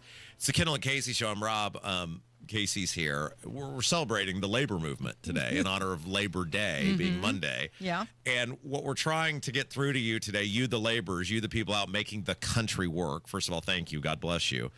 But how much you are nothing now but a slave to elitists and to your government. Yeah, keep working and pay your taxes. That's all they view you as, and they are abusing and abusing you to no end. So you'll get a day. That's right. So and that's enjoy what they Monday. do, right? And they just, here, peasant, here's your day. So the Indiana Economic Development Corporation, of course, is this shadow quasi-government entity that the state of Indiana takes money from you, puts it into this shadow quasi-government entity, and then they do what appears to be a bunch of shadowy, shady stuff with it. Basically, they just take your money that you're trying to afford food and gas, and they give it to the largest, most powerful corporations in the world, and you can't get hardly any information out of them because they're not bound by the usual reporting requirements of government. And so it came to light that Warehouseburg, where I live on the west side, look, if you need a high-density housing development or a giant lifeless warehouse, Brownsburg is definitely the place for you. That they had this mysterious project last meeting. Tahoe, yes, they had a Tahoe, and I knew as soon as there was a code name, the IEDC was involved in it. And they voted to give this massive personal property tax abatement to this mysterious company. Well, then as soon as they signed off on the abatement, then the press releases start rolling out. HarperCollins, who is a giant publisher, right, coming to Brownsburg, and they're doing this $155 million investment, and of course it's not $155 million by the time there's these abatements, and they're talking about all these hundreds of workers and da-da-da-da. And I'm sitting here going, we didn't know any of this when they voted on this abatement. It's some code name. You don't know who the company is. And then I keep scrolling and I get to, and incentives from the Indiana Economic Development Corporation. I said, well, there you go. So they had to have a public hearing on this last night. And of course, my goal is... What's nice, they had it at night instead of like noon, middle of the day. Yeah, they do have the council meetings at night. Although the county council meetings, I think, are actually in the morning, so you can't go to those either. But anyway, they have to have a public hearing on this, and so I thought if you might, this is just the. Did they hear from? They did hear the public. I will. My goal now at every meeting, since I know I just get ignored in the order in which I'm received, is to waste as much of those people's time as I possibly can. Okay. If I can waste 6 to 9 minutes every 2 weeks of their lives and make them have to look at me and hear me, that's basically what I'm going for at this point. But listen, so I've clipped this together. So you're going to hear me speak about this project in the IEDC. I ask a very specific question. It's not a gotcha question. It's not a like trying to make anybody look bad. It's how much of our money are we paying for this megacorp, HarperCollins, to come to Brownsburg? Like, that's all I want to know.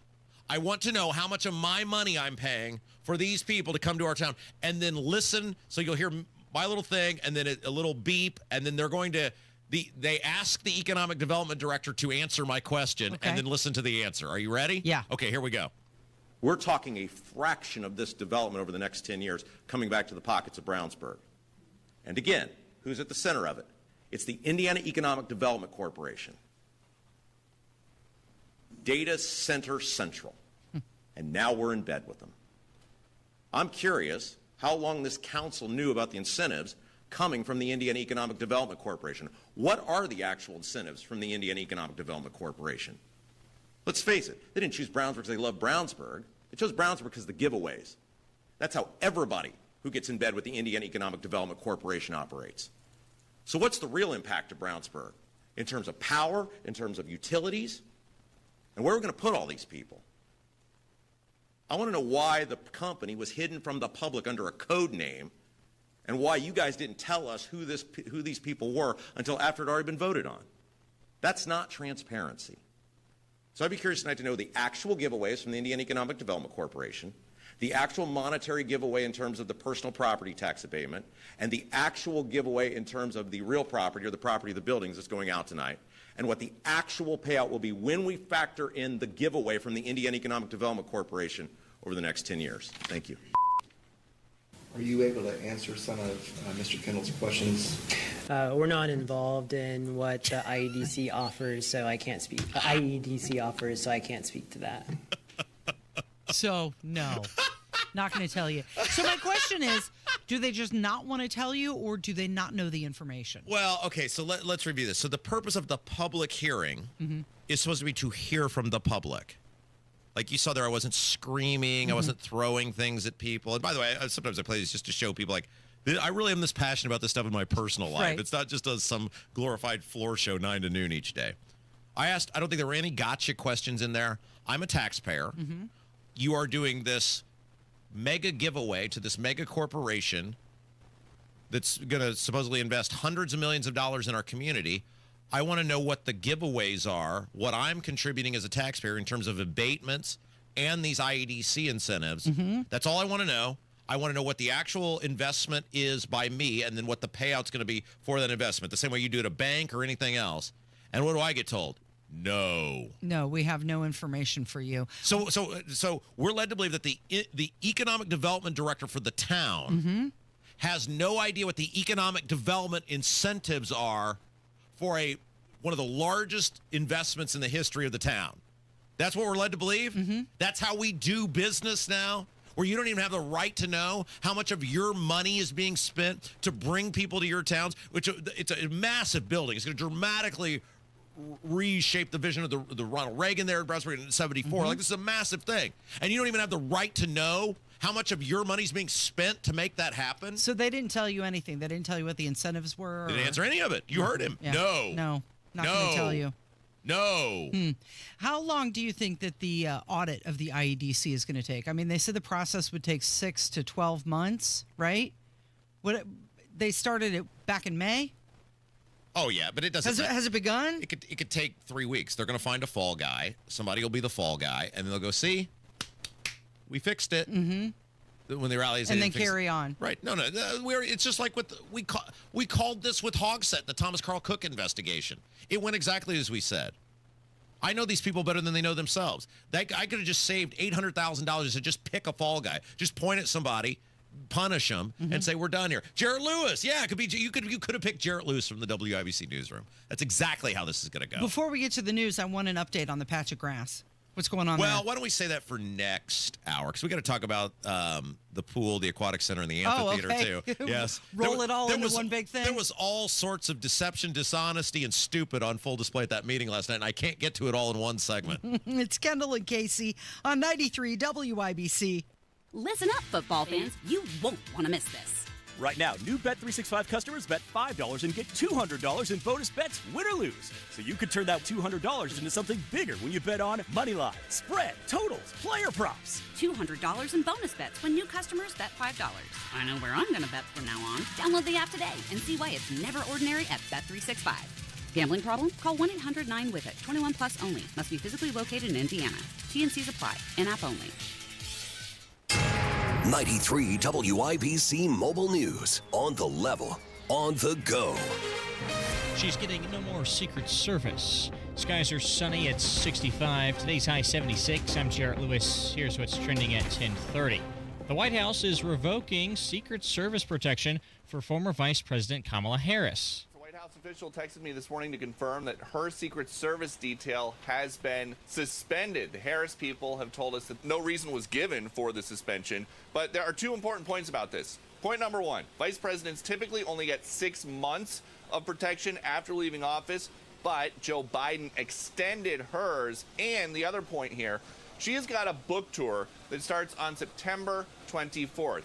She and her publishers and her hosts will now be responsible for footing the bill for private security. That is going to be a huge expense. That's Fox's Peter Ducey. The protection is set to end on Monday. President Trump continuing his nationwide crime crackdown, and he now says he's working with House Speaker Mike Johnson and Senate Majority Leader John Thune on what he calls a comprehensive crime bill. Speaker Johnson was asked on Fox's America's Newsroom if the proposed bill could become a reality. It is a very real possibility. We cannot allow crime to destroy our great American cities, and it begins with the nation's capital. We have to end the crime wave. We have to clean up the city. We've got to make it beautiful again. Any bill would need Democratic votes in the Senate to become law. Violent crime in the nation's capital was near a 30-year low before the military deployment began. The White House has touted the deployment of National Guard troops in Washington, D.C., though, as a major success. And Kilmar Abrego Garcia's attorneys are wanting to stop Trump officials from making what they call baseless public attacks on him. Lawyers for the Salvadorian immigrant are asking a federal judge to issue a gag order on members of the Trump administration who want to deport him to Uganda. I'm Jarrett Lewis on The Level, on the go, and at WIBC.com. Pat Sullivan here for the Michaelis Corporation. I'm here with Michaela to talk about water damage. Water damage at your home or business can come from heavy rains, broken or frozen pipes, and countless other ways. Michaela, if someone has a loss due to water, why should they call Michaelis? Michaelis is a local, family-owned Indianapolis company with 39 years experience. We are manning the phones and ready to help 24/7, 365. Michaelis specializes in water damage restoration, is IICRC certified, and will restore your home or business to pre-loss condition or better. I know a big part of getting back to normal is dealing with the insurance company. Can Michaelis help there? Yes, Michaelis works through the entire process on your behalf to make it easy and give you peace of mind. If you have water damage, call the Michaelis Corporation. Water, storms, fire, and mold, life happens. Michaelis happens to help you through it. Text or call 844-FIXED-INDY. That's 844-FIXED-INDY. Make it Michaelis. Hey guys, it's Rob, and Life Church wants you to know September the 18th, they've got a huge event going on at the Lucas Estates. It's their Hope Starts Here breakfast, and it benefits Project Rescue. Now, you know, we talk about Project Rescue a lot on this program. I love Project Rescue. They are dedicated to fighting human sex trafficking across the world, and Life Church has partnered with Project Rescue for years to help be a part of that, and they would love for you to come to this event. It's totally free to attend. A breakfast at the Lucas Estates. Hear from a special guest speaker who was freed from human sex trafficking. Thursday, September 8th, Lucas Estates. Learn more, register online, lifechurchin.com. Fall is approaching, and Miss M's Home and Garden is ready to help you. Visit the Garden Center for all things fall and shop the Labor Day weekend sale. Now at Miss M's, save 20% on all trees, shrubs, and patio furniture, and 30% on all pottery. These are the deals you don't want to miss. Get ahead of the fall planning. Add some color with high-quality pottery, or get a few pieces of poly patio furniture just in time for the cooler fall nights. Miss M's on State Road 135, south of Whiteland Road in Bargersville. Closed Labor Day. Pierce Jewelers, Carmel's family-owned jewelry store, is dedicated to quality and fine craftsmanship. Let them help you celebrate that special moment in your life. Shop local, shop smart, shop Pierce Jewelers.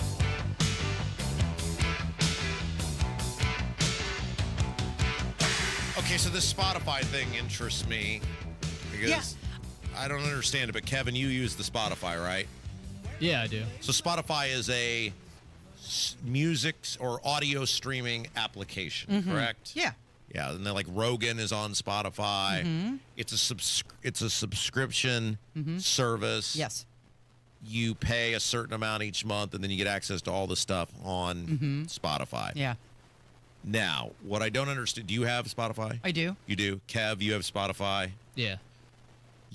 What do you have, a code name or a screen name, or like how do people can find, because you're always like, look at my playlist. And then I'm like, I don't know what any of this means. So what, like you have a username or something where people can find you on the Spotify if they want to see your stuff? It's actually Kendall and Casey. Oh, I'm glad I'm a part of that. Yeah. Kev, you have one of these too? Yeah, everyone has a profile. Okay. So now there's some big chain, and look, Spotify is a mega company, right? I mean, they've got millions upon millions of subscribers, and now there's some big change coming to Spotify, right? Yeah, they're rolling out a new messages feature. Oh. And it lets users DM each other directly within the app. You couldn't do that before? No, before, I mean, you could share songs or podcasts just like how you would share a Twitter post. Yeah. But now you can do it directly within the app. You can talk to people. Oh. So it's just another platform for someone to slide into your DMs. Well, why? I want fewer people getting a hold of me. Why would you want more people getting a hold of you? Like, I mean, aren't there enough DMs? Aren't there enough apps with the DMs? And if it's not working for you on any of those, why would you think it's going to work for you on Spotify? You're coming together for your love of audio. But you can't, love okay. of music or whatever. So questions. You can't see the person in question, right? Like, there's no... Well, you would see their profile picture. Oh, you do have a profile picture? Yeah. So, like, people could see you. Like on the Kendall and Casey Spotify, it's a picture of us. Oh.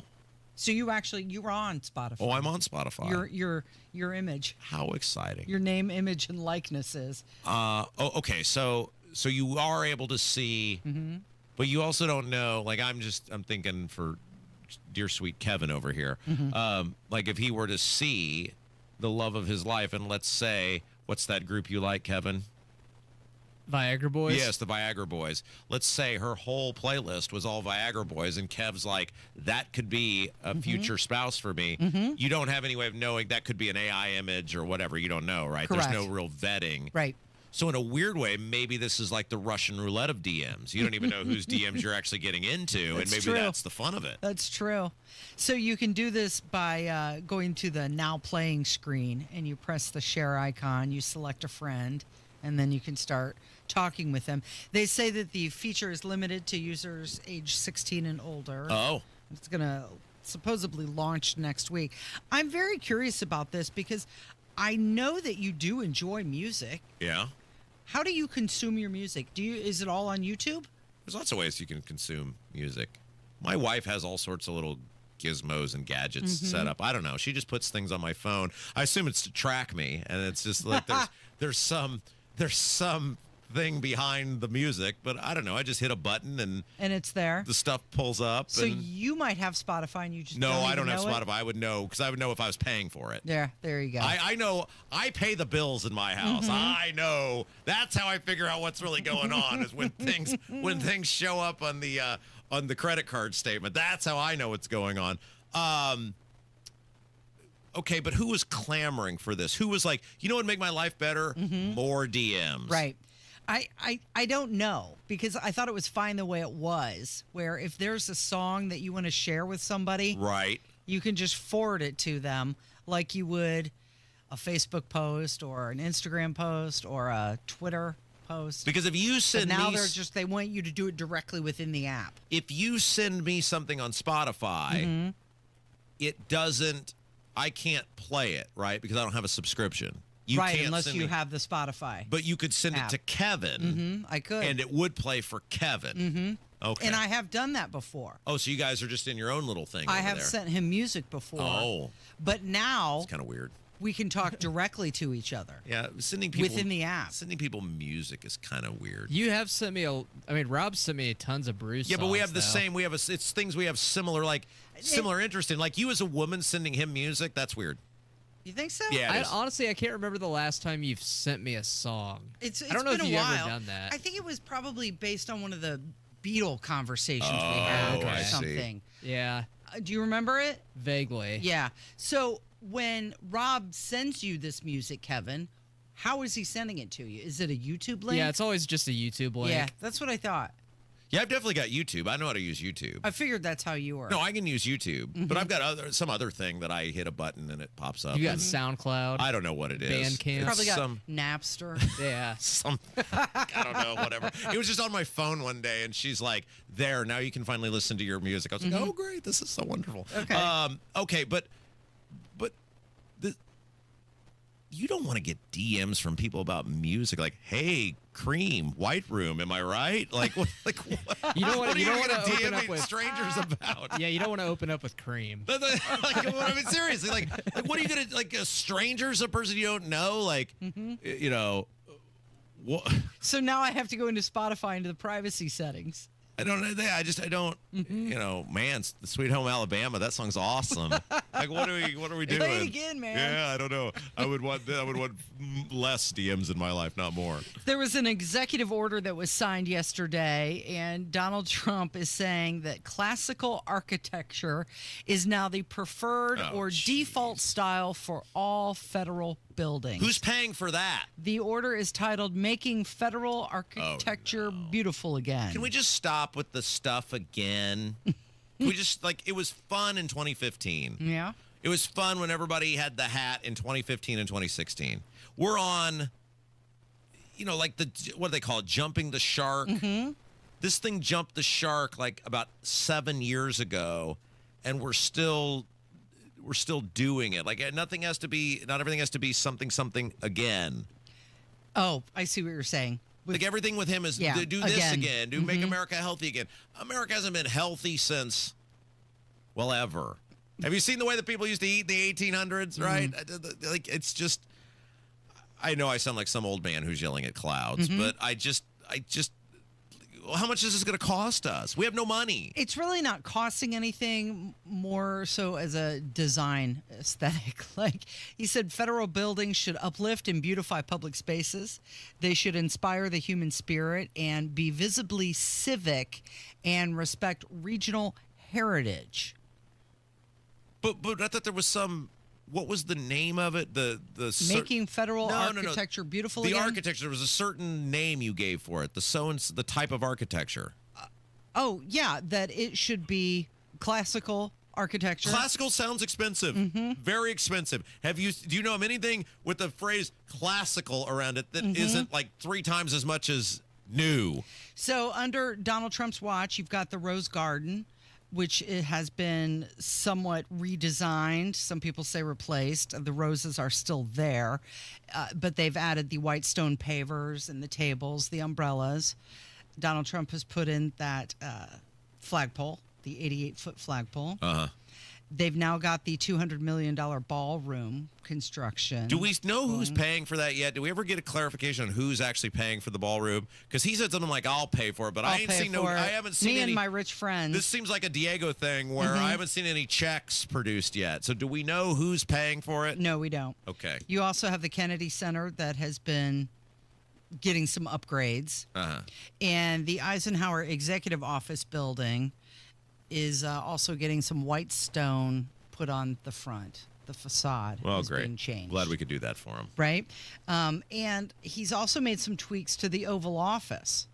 A lot of gold has been put all over it. Oh, no doubt. Yeah, absolutely. Bright Why not? gold accents. Why not? And I bet it's real gold, too. Probably none of this imitation gold stuff. There's been some gold-colored appliques around the fireplace, some gilded mirrors, and ornate Rococo-style stands and vases. Nothing but the best around. For our elected officials, Casey. Nothing but I want them to have the nicest of everything. Paintings of former presidents are now framed in heavily ornate gold. Perfect. He's Trumpified the Oval Office. Great. No. We, the taxpayers, have done whatever he's going to do. Hammer's going to join us next on 93 WIBC. Hammer and Nigel show back at it on a beer sample Friday. We're going to do some barguments, the biggest stories in Indy. And did I mention it's beer sample Friday? Your future holds so much potential. The question is, are you planting the right seeds today to make it flourish? At Howard Bailey Financial, we strive to help you create a retirement plan that can adapt to your evolving needs, offering guidance to bring you clarity, confidence, and purpose along the way. Whether you're just beginning or refining your financial strategy, we're here to support you. Let's grow something lasting together. Text GROW to 888-262-1104 to start planning for your future full of possibility. That's GROW to 888-262-1104. Take the first step today. Howard Bailey Securities, LLC is an independent financial services firm and uses a variety of different investment strategies. Please see disclosures at howardbailey.com.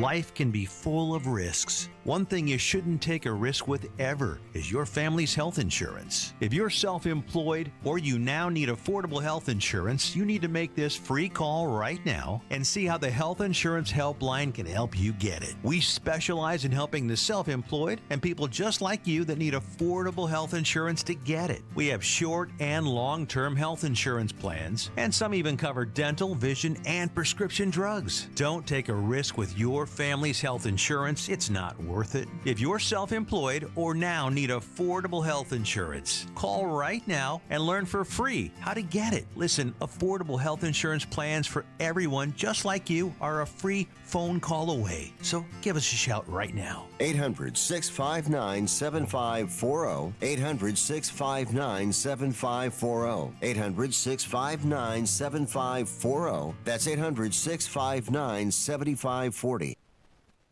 Shop incredible end-of-summer savings at the Scandinavian Designs Labor Day sale. For a limited time, take up to 70% off select modern furniture and decor for every room in your home, including living room, bedroom, dining room, and more. This is the perfect opportunity to get your space prepped for the party season ahead. Stop by your local showroom today or shop online at ScandinavianDesigns.com. Scandinavian Designs. We make it simple, you make it home.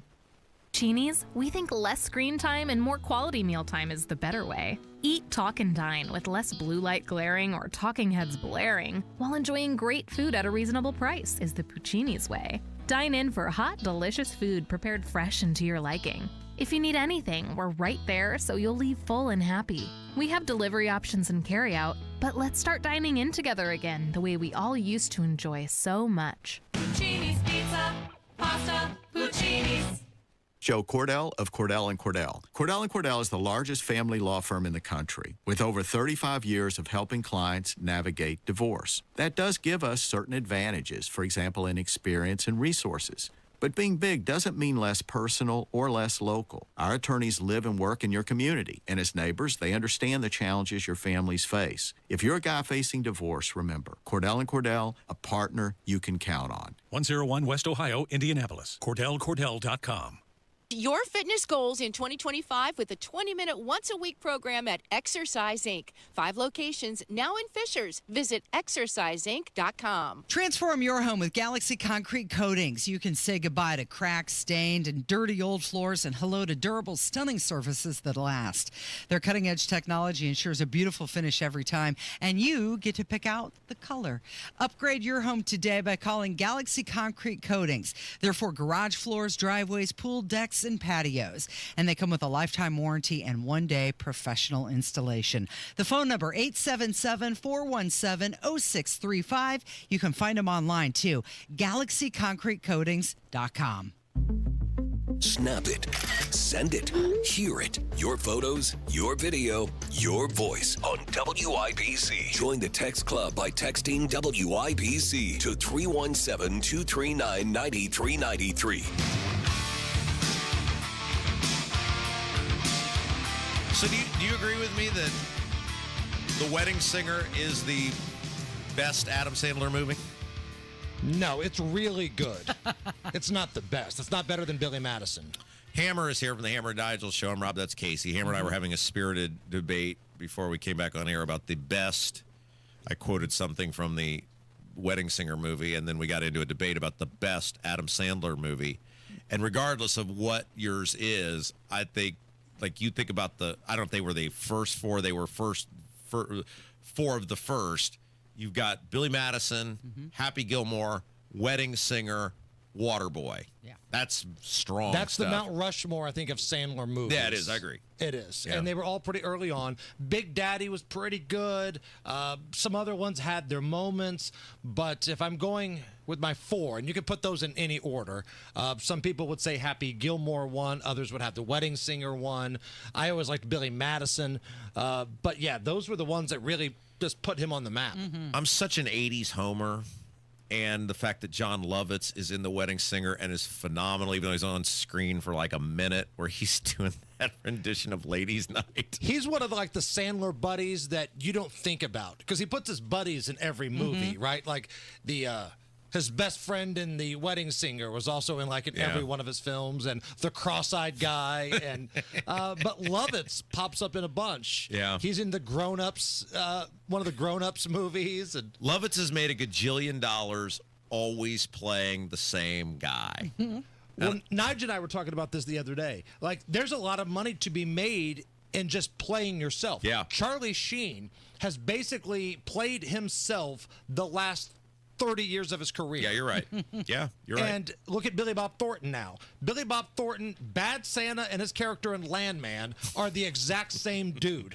And I feel like that's how Billy Bob Thornton is. Yeah. That's what he's like in real life. I asked Ben Stein, my dear friend Ben Stein, about this one time when I was on Ben's podcast, and because he's friends with Lovitz, they belong to some same country club or something, and he basically said, oh yeah, that's exactly how Lovitz is in person. It's just the acting. Well, Ben Stein, the same dude. Yeah. Now he's not a actor. That's not his main thing. But whenever he's cast in something, whether it's a game show that he did with Kimmel, or Win Ben Stein's money, Ferris Bueller, that's how Ben Stein is. And I'm sitting there as he's telling me this story, and I'm thinking about those two guys, Ben Stein and John Lovitz, just sitting around a pool somewhere together, and what that conversation was like. I'm having a wonderful time, John Lovitz. I heard you guys talking a little bit earlier, and I think it's important to bring up, a lot of people want the mayor's sexual harassment story to go away. They will, the thing I was laughing at recently, all right, fine. Investigative reporters on TV were going through all the numbers. Look at all these helicopter flights that Mike Braun had. All right, fine, whatever. Yeah. But where is this gumshoe attitude when Joe Hogsett went missing for the riots? Yeah. And the sexual harassment scandal? Where are all these investigative reporters at right now? You had Thomas Carl Cook, who was an integral part of this whole thing. He was brought back. That wasn't in the report, which, by the way, was a complete sham, and even members of the council talk about that. It wasn't in the report that Hogsett brought that dude back after all the allegations. Where are all the investigative reporters on that? So please don't forget, there's a major sexual harassment scandal that took place in the mayor's office, and some of the women, whether you believe him or not, they came forth at a council meeting, and Vop Osley, whose nose is so far up Hogsett's backside, kicked those women out. Yeah, and we called it, right? I remember when, was it Maury was on your show when they had the big announcement about this, and I told you guys, I said, they're going to drag this thing out for months so that people forget, and then they're going to come out with some report that's not going to pin the blame on anybody, and then they'll go, oh, well, we're done here. And that's exactly what happened. Right. Let's just move along. That's what they want to happen. There's nothing that's a bigger waste of money than the reports that Hogsett puts out. Remember after the riots, he paid some group on the East Coast, somebody in New Jersey, a buttload of money for a report. And what they came back with was, well, the biggest problem we had with the riots in Indianapolis is that the police showed up to a riot in riot gear. And they still didn't say where the bear was. The murders. It wasn't the murders. It wasn't the bricks going through the window or the dumpsters on fire. It was police showing up to the riots in riot gear. Yeah, and look, this guy, what does he have on everybody? This is the question nobody will answer. He's clearly personally just trash as a human being. Right. He shouldn't be in charge of anything, much less the capital city of an entire state. And everybody knows what he is, and look at the job that he does day in and day out, and nobody will hold him to account. Republicans and Democrats. That's right. So Democrats, look at Krista Carlino, that flip-flopping, wishy-washy train wreck. She had, a moment of clarity where she spoke up at a council meeting and said, listen, the way we handle the sexual harassment scandal is unacceptable. People need to be removed from their positions of power. And that lasted all of 1 week until old Diamond Joe behind the scenes started being Geppetto and moving the marionettes around. She got yelled at. Then she came back basically next week. It was the Michael Jordan meme. Bleep those kids. Yeah. And then, you think about what you had 3 or 4, because did she finally settle on he should resign? Is that where she finally came down? Because I know she kept going back and forth. Yeah, I lost track. She's gutless. She's an absolute gutless weenie. And then you look at some of the other folks in the council this past week. They voted to end debate. end discussion on public safety policies. Remember how sad everybody was after that 4th of July? Kids are being shot after hours. We've got to fix this. This is a crisis. We need to put some teeth in this curfew law. That lasted all of like a month because they voted to end debate on it. No more discussion. And when the radical idea of fining habitual violating parents of curfew violators, that got thrown out the window because Krista Carlino said, well, there might be some parents that can't afford it.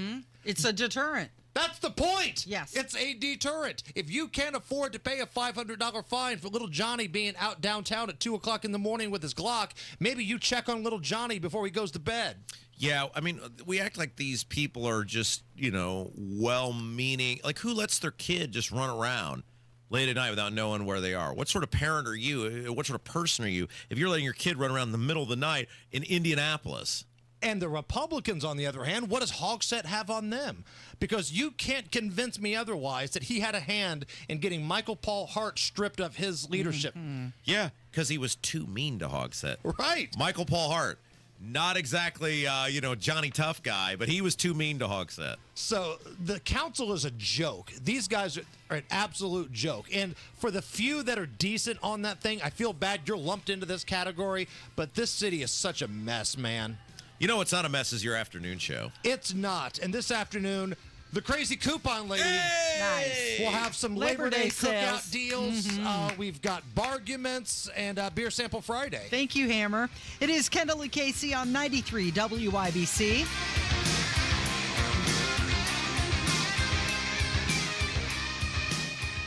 This back-to-school season, we know you have enough on your mind. That's why Hubler's got you and your family covered for 100,000 miles. Now through Labor Day, shop over 2,000 vehicles at any of our 13 convenient locations. Buy with zero down. Choose from all makes and models. Certified, luxury, even the hard-to-find ones. Yes, zero down delivers. Plus, we'll pay top dollar for your trade. Bring us your old car for an immediate appraisal on the spot. So head back to school in a Hubler Q certified vehicle with a free Carfax history report and a 128-point vehicle inspection. Hubler's got you covered. For 100,000 miles, visit drivehubler.com or any of our 13 convenient locations and spend less on back to school. Through Labor Day, zero down delivers at Hubler. Cover me. Select models approved credit. Warranty on select models less than 9 years old. This is Joe Cordell of Cordell & Cordell. Cordell & Cordell is the largest family law firm in the country with over 35 years of helping clients navigate divorce. That does give us certain advantages, for example, in experience and resources. But being big doesn't mean less personal or less local. Our attorneys live and work in your community, and as neighbors, they understand the challenges your families face. If you're a guy facing divorce, remember, Cordell & Cordell, a partner you can count on. 101 West Ohio, Indianapolis. CordellCordell.com. The Attorney General's office wants to put your money back in your pocket. Visit indianaunclaimed.gov and search for yourself, your loved ones, or your business. It's fast, easy, and free. Join the Home and Garden Show Saturday in Anderson at Anderson Speedway, 9 a.m. to 1 p.m. as they preview Saturday evening's Night of Thrills at Anderson Speedway. Coming up in 2 minutes from the Technology Recyclers Studios, the date now set for the execution of an Indiana man, the deal a state senator is agreeing to in his DUI case, and Indy police making an arrest in connection to 2 attacks on the Monon Trail from earlier this month. You're listening to 93 WIBC, WIBC HD1 Indianapolis. It's 11 o'clock. Madam Vice President, you're on your own. I'm Daria Albinger, Fox News. At least that is going to be the case very soon when it comes to Secret Service protection for the nation's first female, now former, second in command. A spokesperson for former Vice President and former Democratic presidential nominee Kamala Harris confirms to Fox News that the U.S. Secret Service will no longer be providing her with protection after September 1st. The order to discontinue the protection came directly from President Trump. While outgoing presidents are entitled under law for lifetime protection by the agency, vice presidents leaving office are only provided a detail for 6 months. But a source says President Biden, before leaving office, ordered Harris's detail be extended by an additional year. President Trump is canceling that. Eben Brown, Fox News. The governor of California is trying something new to drive down crime in his state's biggest cities. Here's Fox's Madeline Rivera. California Governor Gavin Newsom defending himself, saying they've always cared about crime and that they're building on earlier initiatives. So the governor is deploying what he calls crime suppression teams from California Highway Patrol. They'll be working with local police in major cities like San Diego, LA, and the San Francisco Bay Area in areas where high crime is an issue. Newsom says they're expanding an effort that began last year in Bakersfield, San Bernardino, and Oakland. LA Mayor Karen Bass is backing Newsom, who insists they're partnering with local law enforcement, unlike what President Trump is doing with the National Guard. Newsom says the efforts have led to the recovery of nearly 6,000 stolen vehicles and the seizure of 400 firearms since last year. The AAA says the average price for gas on this first day of the big Labor Day getaway is $3.20 a gallon. That's down a fraction from what we were paying yesterday. America's listening to Fox News. 93 WIBC Mobile News. On the level. On the go. Scheduling his execution date. Skies are sunny. It's 65 on Monument Circle. 76 is the high today. I'm Jarrett Lewis. Here's what's trending at 11:02. The Indiana Supreme Court setting the execution date for Roy Lee Ward. Ryan Hedrick reports. Ward is set to be executed Friday, October 10th for the 2001 rape and murder of 15-year-old Stacey Payne in Spencer County. Police say that he tricked her by saying he was looking for a lost dog, and once he got inside of her home, he attacked her with a 5-pound weight and stabbed her multiple times. He was first convicted in 2002. That was overturned. He pleaded guilty in 2007, and after a 2019 legal challenge failed, his execution was finally scheduled. Ryan Hedrick, 93 WIBC Mobile News. State Senator Mike Bohachic is agreeing to a plea deal that drops most of his charges in a DUI case. Bohachic was pulled over in January in Michiana Shores for speeding and then had a blood alcohol level 3 times the legal limit. He wasn't formally charged, though, until May and ended up pleading guilty to a misdemeanor drunken driving charge in LaPorte County. Bohachic is getting a year of informal probation and has to pay hundreds of dollars in fines. The person Indy Metro Police say is responsible in the attack of 2 women on the Monon Trail earlier this month has been arrested. The first attack happened the morning of August 8th, leaving a woman injured. A similar attack occurred on August 14th. Police used witness accounts, forensic evidence, and other information to identify Larry Durson. He was taken into custody Thursday near North Keystone Avenue and faces preliminary felony charges, including kidnapping, attempted rape, and strangulation. Head coach of the Indiana Fever, Stephanie White, says forward Aaliyah Boston is powering through this season despite some struggles. Yeah, I mean, again, AB's been the one that's been most affected by all of our injuries. All of the point guards that know how to get her the ball and how they get it to her. And it's not just getting her the ball, it's where you get it to her. Getting it to her on time, on target, thinking one pass ahead. The Fever begin a West Coast road swing tonight as they face the Los Angeles Sparks. And the college football season is inching closer for the Notre Dame Fighting Irish. Captain linebacker Drake Bowen recognizes one of the challenges that they will face Sunday night, which includes Miami quarterback Carson Beck. Here's Lynn Clark. The Georgia transfer brings SEC experience and poise to Miami. Bowen says the Irish defense has to stay disciplined. No, he's a really good player. He played really high ball at Georgia. He's seen a lot of good ball. So that's the biggest thing, is that he's going to be poised, he's going to be collected, he's going to be smart, he's going to know where to go with the ball. Priding itself on speed and physicality, Bowen says Notre Dame must set the tone against one of the nation's top quarterbacks on Sunday night. Len Clark, 93 WIBC Mobile News. I'm Jarrett Lewis on the level, on the go, and on WIBC.com.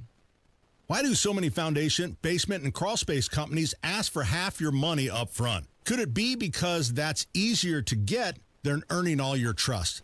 At the Michaelis Corporation, they believe trust is earned, not demanded.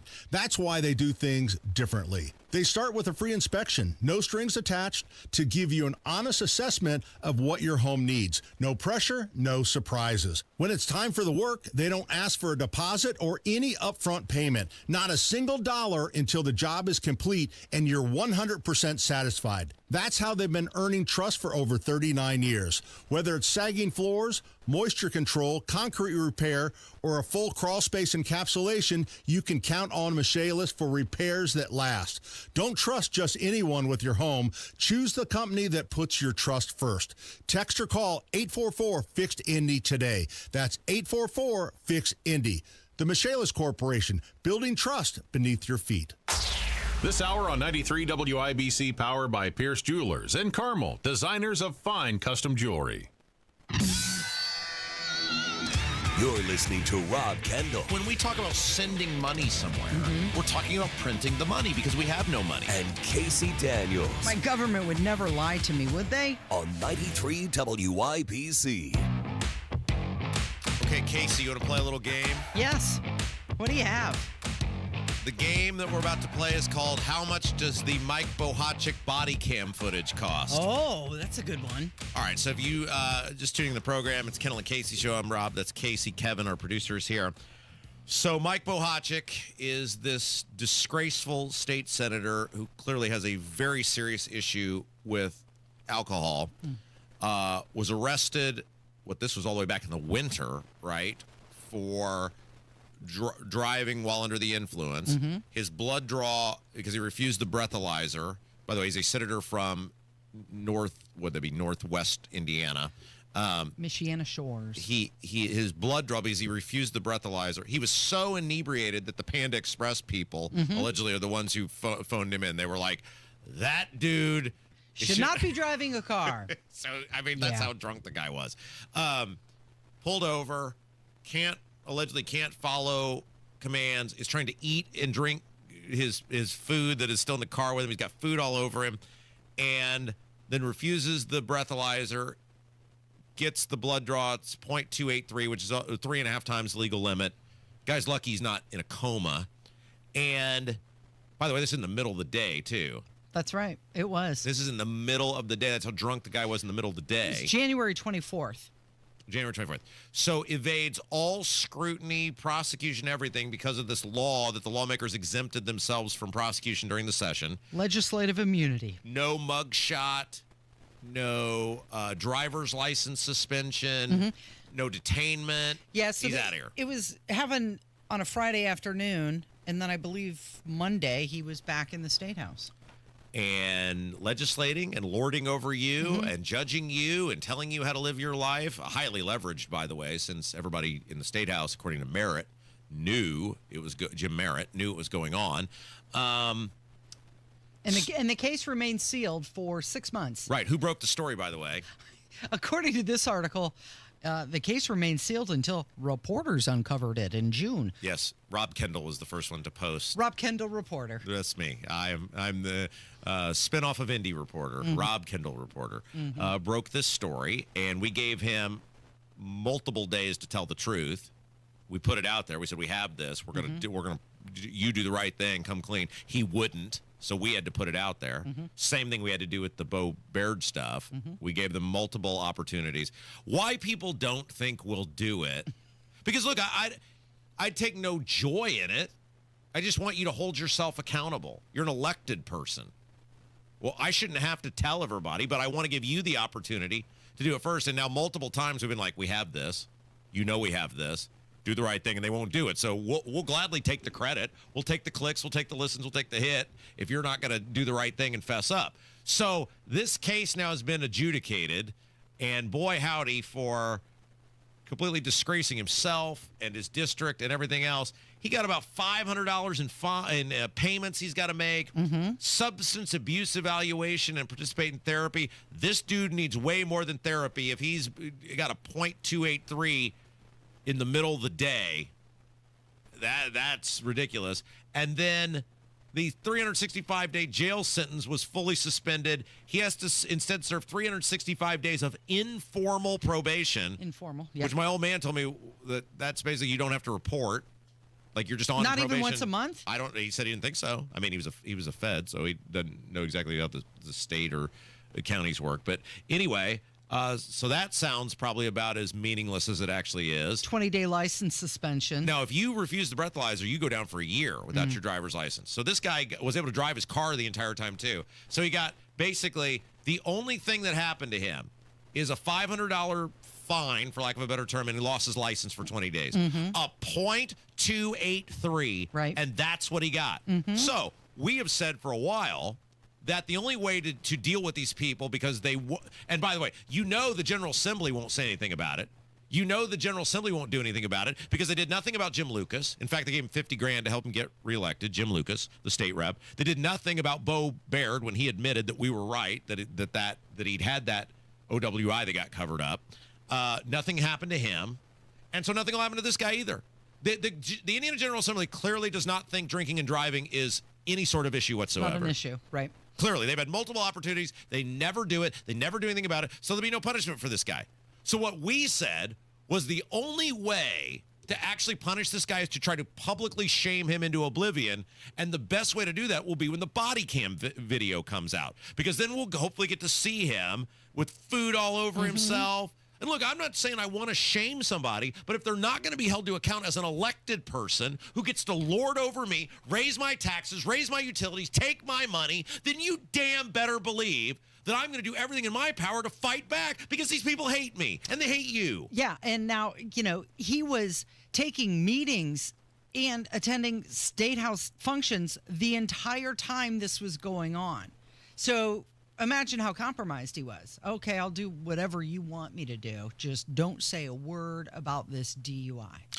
So our old pal Steven over at the Indy Reporter at Indy_Reporter_, by give him a follow. By the way, he has a Patreon set up now. Yeah. And he wants to live off more than Arby's coupons. Well, he's asking for $2 a month, I think, on his Patreon.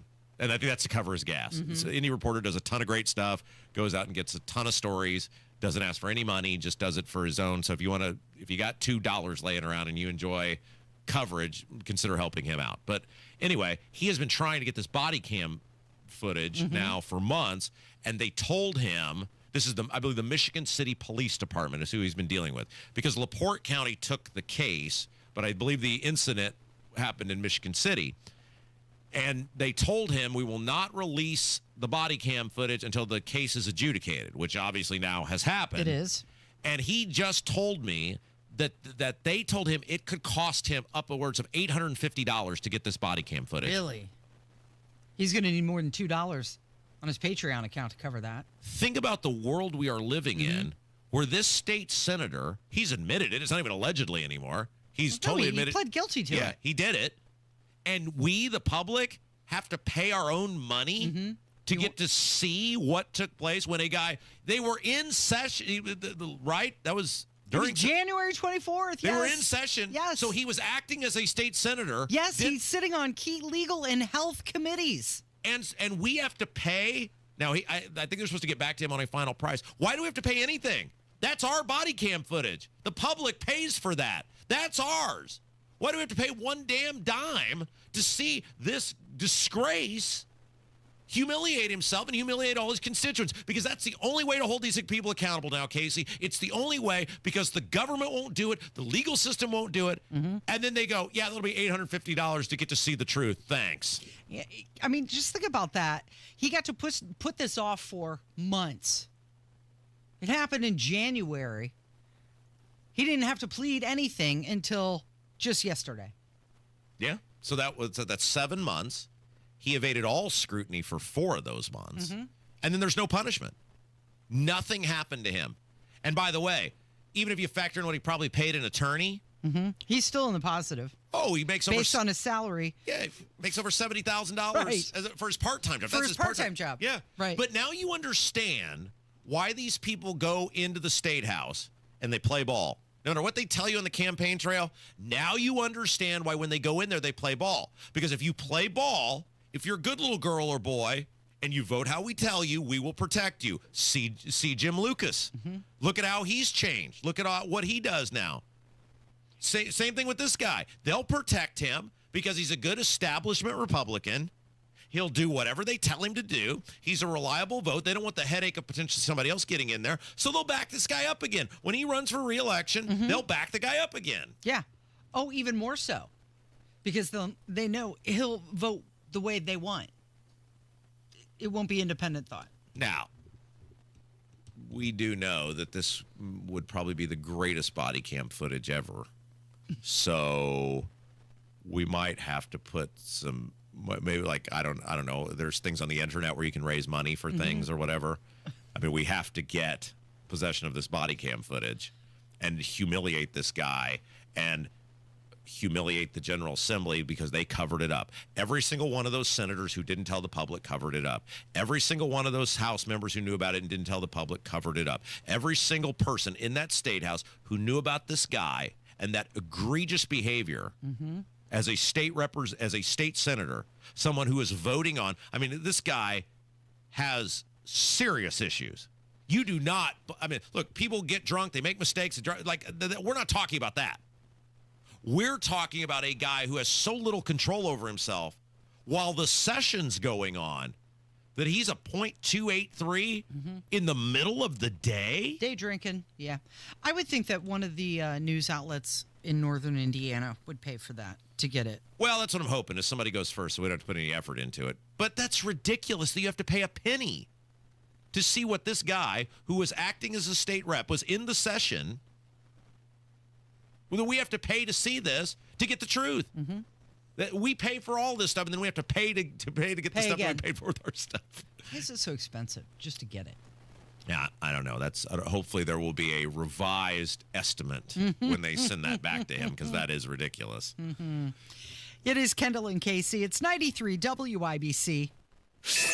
Sun's up, the coffee is brewing, and Tony Katz is your morning information barista. Tony Katz, good to be with you. Clarity. We're not interested in having this debate. We're only interested in honestly addressing the issue. Context. We should not present this in any other light. The objective is the destruction of Western civilization. And a little caffeine. Only the Constitution should rule. Tony Katz in the morning news. Weekdays 6 till 9 on 93 WIBC. Wesley Financial Group is not a law firm. Hi, I'm Chuck McDowell, the timeshare cancellation guy. In 2011, I founded Wesley Financial Group with one goal in mind: to help honest folks out of their timeshares permanently. Today, I run Wesley with my two sons, a real family business, treating every client and every employee like we'd want our own family treated. That philosophy has helped us grow into the largest, most trusted timeshare cancellation company in the United States. Fortune magazine even recognized us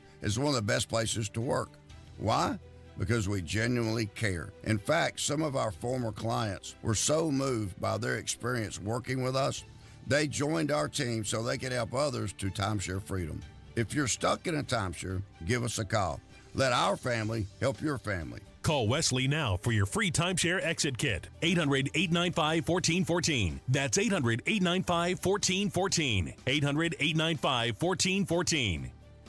Well, summer's still hot, and so are the deals at Tom Roush Lincoln. Right now, get 0% for up to 48 months on 2025 Lincoln Aviator and Nautilus, or 0.9% for 72 months on 2025 Grand Touring Corsair. Or how about a $50,000 Lincoln Corsair from just $499 per month? So come get one of those hot summer deals at Tom Roush Lincoln in Fishers. MSRP $52.20, 36-month term, $2,500 due at signing, $499 a month, 10,500 miles per year. Good through 8/31/25. At Advent, we help sleep apnea sufferers avoid the CPAP machine by getting your nose and throat working with our unique Advent approach that you won't find elsewhere.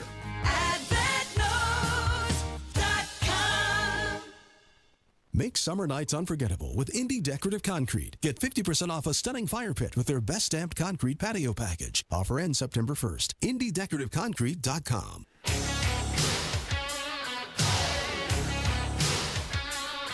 So, another one of Jim Irsay's houses is for sale. Yeah, if you got an extra $20 million laying around. Okay, so this is a lake house in Lake Maxinkuckee in Culver. It's beautiful there. There were so many. There was an X, and anytime there's an X, I get nervous, and I don't want to say. And then the word Cucky, and I didn't want to They call it Lake Max. Oh, okay, very Go to good. the Well, we Max. could have gone with that, but I was just trying to make sure I pronounced all of the things properly, so somebody didn't accuse me of saying something inappropriate. I used to do a lot of work there in Culver when I was. Oh yeah, that's your neck of the woods. Yeah, doing the TV thing, and I never realized that Jim Irsay had a $20 million lakefront estate. Okay, so this is a 13,956 square foot home. So by comparison, my house is roughly 1,600 square feet. So let's see. I'm going to do a little math-ski quickly here on the air. Remember when they said you won't always have a calculator in your pocket, Case? Yeah, and you do. 14,000 divided by 1,600. That's almost 9 times the size of my home. That's his little getaway cottage. Yeah, is basically 9 times the size of my house. 8 bedrooms, 12 baths. Oh, you get 6 acres with it too. Yeah, it's got a elevator.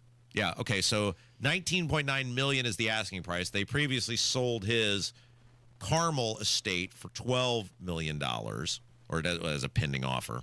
How would you lose the pending offer if you could get to the final? Like that, it happens with regular people. Like we were in, and then we didn't get financed. Right, that's what I was going to say. The financing didn't go through. If you make it to the end on the $12 million, don't you have to be pre-approved? Well, I would show that you have that money. We didn't really. Rob made it to the final step of the $12 million Carmel mansion, and then the financing fell through. Sure, it did. I mean, I think when you go on a tour like that, you have to show the brokerage account where the money is before you even get through the door. Yeah, I'm guessing. Anyway, so I'm going to read you the this is Encore Sotheby's International Realty. They should use Mark Dietel. I don't know why they're not using Mark Dietel to sell this, but anyway, this estate, by the way, Indy Star has the article if you'd like to read the full thing. This estate home is one of a kind in the Midwest. It's not just a home. It's a fully realized lifestyle estate that combines European architecture, recreational activities, and privacy. So let's talk about Jim Irsay and the Colts again for a second. Okay. We were led to believe that this guy would pack up the team and flee to another state and couldn't fund his own stadium and was going to do that unless they took money from you and gave it to him. The guy who's selling his second home for $19.9 million just sold a house for $12 million, and we're led to believe that he couldn't pay for his own stadium. Now, look at how he was abusing the money that was given to him. Clearly, unless this Washington Post article, which that guy was on yesterday with Hammer and Nigel, and that was fascinating. Yeah, that timeline was incredible. That Jim Irsay was clearly using, we talked about this a little bit with Ryan Hedrick yesterday, the grandiose and excess he was afforded. And by the way, he's a trust fund kid. He did nothing to earn this. He didn't make it. He's not a Forrest Lucas or somebody like that. He inherited, the wacky kid inherited the team from his wacky dad, period. He became a billionaire because he was given something by his eccentric father. There's no ifs, ands, or buts about it. He wasn't some great football mind. He wasn't some guy who made a bunch of stuff. He wasn't some guy who built himself from the ground up. His old man, what was it, the air conditioning business that his old man made his money in, and then they bought a football team, and then they moved it here. He was given everything he had in life, and he had so little appreciation. And this may sound harsh. I don't care. Because he hasn't given 2 damns about all the money he took from me, and he took from you, and he took from Kevin, nor is that family. So I don't care. Can you tell, Case? I have reached the up for which I cannot stand. Yeah. Not just with the government, but the people who weaponize and manipulate and utilize the government for their own benefit at the expense of us. Yeah. Harsh lessons today. Because somewhere out there, as we're celebrating Labor Day, there's guys digging ditches, putting down roofs, building doors, sweating their asses off, and they get money taken from them. So now that this guy and now the family can have all the luxuries of life. And what did Jim Irsay do with his luxuries of life? Look at how he lived his final days. Despite the fact that he ran a multi-billion-dollar franchise, that he had $1 billion+ of taxpayer investment in, the public's money, somebody else's stuff. He had so little regard for that it appears to be his final days were just one overdose after another. Yeah. Just one abuse of himself after another. in a weird way, the grandiose and excess that we gave him probably led to his demise. Right, because he's always trying to one-up. And it's totally fair game, because Hammer and Nigel had a great discussion about this yesterday about, well, he's somebody's dad. He's a father. He's a person. Mm-hmm. You would want a right to privacy. Agreed. But you give up the right to privacy. When you're getting taxpayer money. Absolutely. The biggest portion of your worth is derived from taking money from somebody else. And I don't have a choice in it. You don't have a choice in it. Kevin doesn't have a choice in it. So, yeah, I'm going to be critical when somebody that is getting $1 billion plus, we're not even talking about the sweetheart deal he got inside of the stadium and getting to keep all the stuff that goes on. I'm talking about just the tax increases on people. Yeah. When you have so little respect for me, you should be honored that you're given that. You should be thankful beyond belief. And he pissed his life away. And that's who we were invested in. Right. It makes you question those decisions. Well, yes, it's why the franchise is a train wreck. Look at who the owner was. Right. Why is the city a train wreck? Look at who the mayor is. Look at their personal issues. Your business, or the city in the mayor's case, is a reflection of you. And the Colts, the past 7 or 8 years, as presumably this issue has gotten worse, if you believe the Washington Post reporting, it's a reflection of him. And it was hidden, the problems. Sure, they covered it up. Yeah.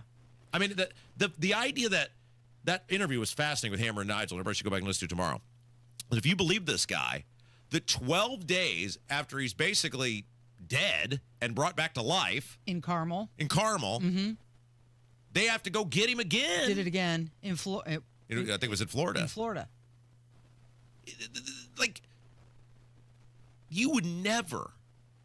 All these private companies now the IEDC is giving money to, et cetera, they would never do that. Even as shady and as shifty as IEDC is, they would never give the amount of money we gave the Colts if they had a CEO Mm-hmm. that behaved in the manner that Jim Irsay behaved in. Right. And why was he allowed to? I mean, why was that acceptable? Was it because of so much money that the city of Indianapolis would make off of the Colts? It's a good question. I think it's like, one. Well, look. We're going to look the other way because it's an economic driver for the city. In fairness, well, look, Jim Irsay's a rotten dude for what he did to the city. To know how much people love your thing, your team, your franchise, how people invest in professional football, and to leverage that love, it was really evil. People ask, like, why are you always so fired up about this? Because I think we're getting to the core of why I am.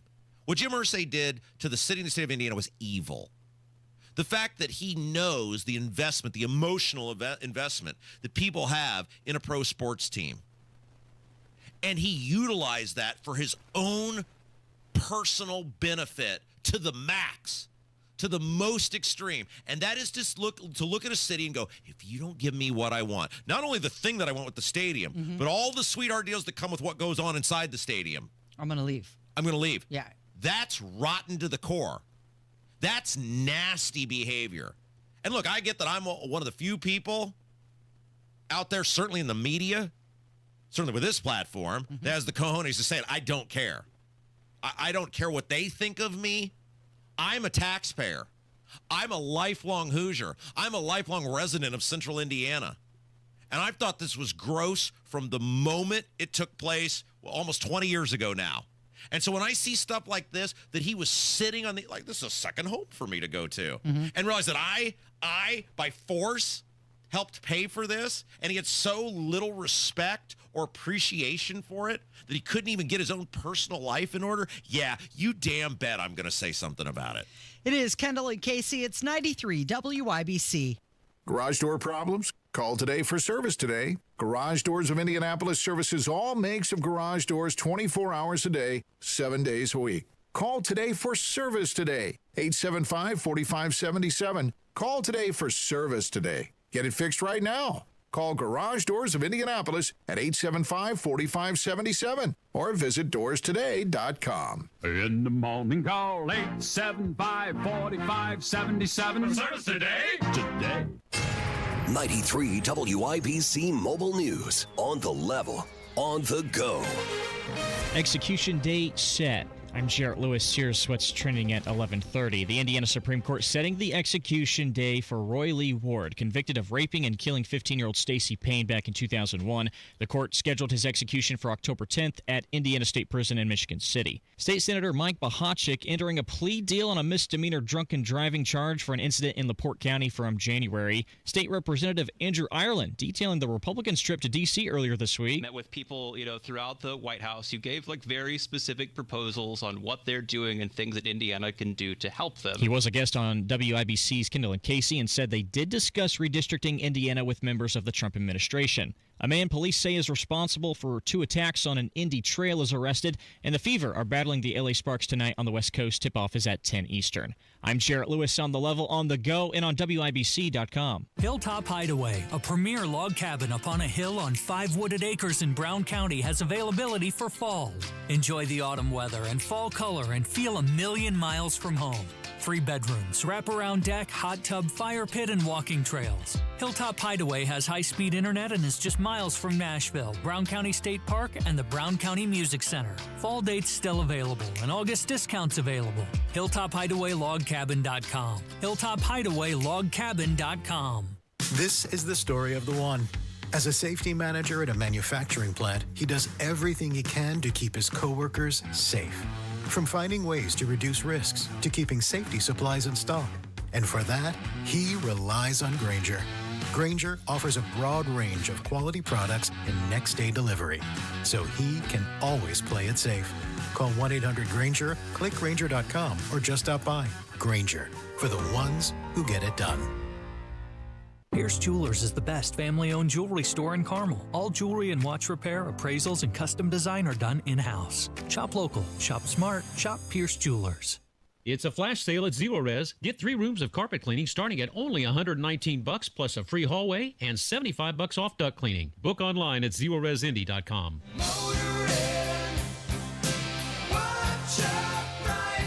So you're telling me Old Man Cracker Barrel speaking out? Old Man Cracker Barrel. He's the founder of Cracker Barrel. There's actually a guy. Yeah. There's a guy who is the founder of Cracker Barrel. Yeah, he's 93 years old, and some enterprising local television station found him and talked with him. What's his name? Do we have the guy's name? Does it say what his name is? Herschel? Is Old Man Herschel? Old Man Herschel. Is that his name's Dan Evans. Dan Evans, not to be confused with Bob Evans. Bob Evans. So think at one point, Dan Evans and Bob Evans were competing. Were in ferocious competition with each other. Okay, so what did old Dan have to say? He did not like the new rebrand that Cracker Barrel tried to pull off. Logo rolled out the other day. Oh, that's crazy. That's nothing. It's a bland nothing. It's pitiful. Do you think she knows the story of Cracker Barrel? I don't think so. I heard she was a Taco Bell, but what's Taco Bell know about a Cracker Barrel? And country food. And the food is something that you need to work on. Spending $700 million to do that is all I've been doing. Not just throwing money out the street.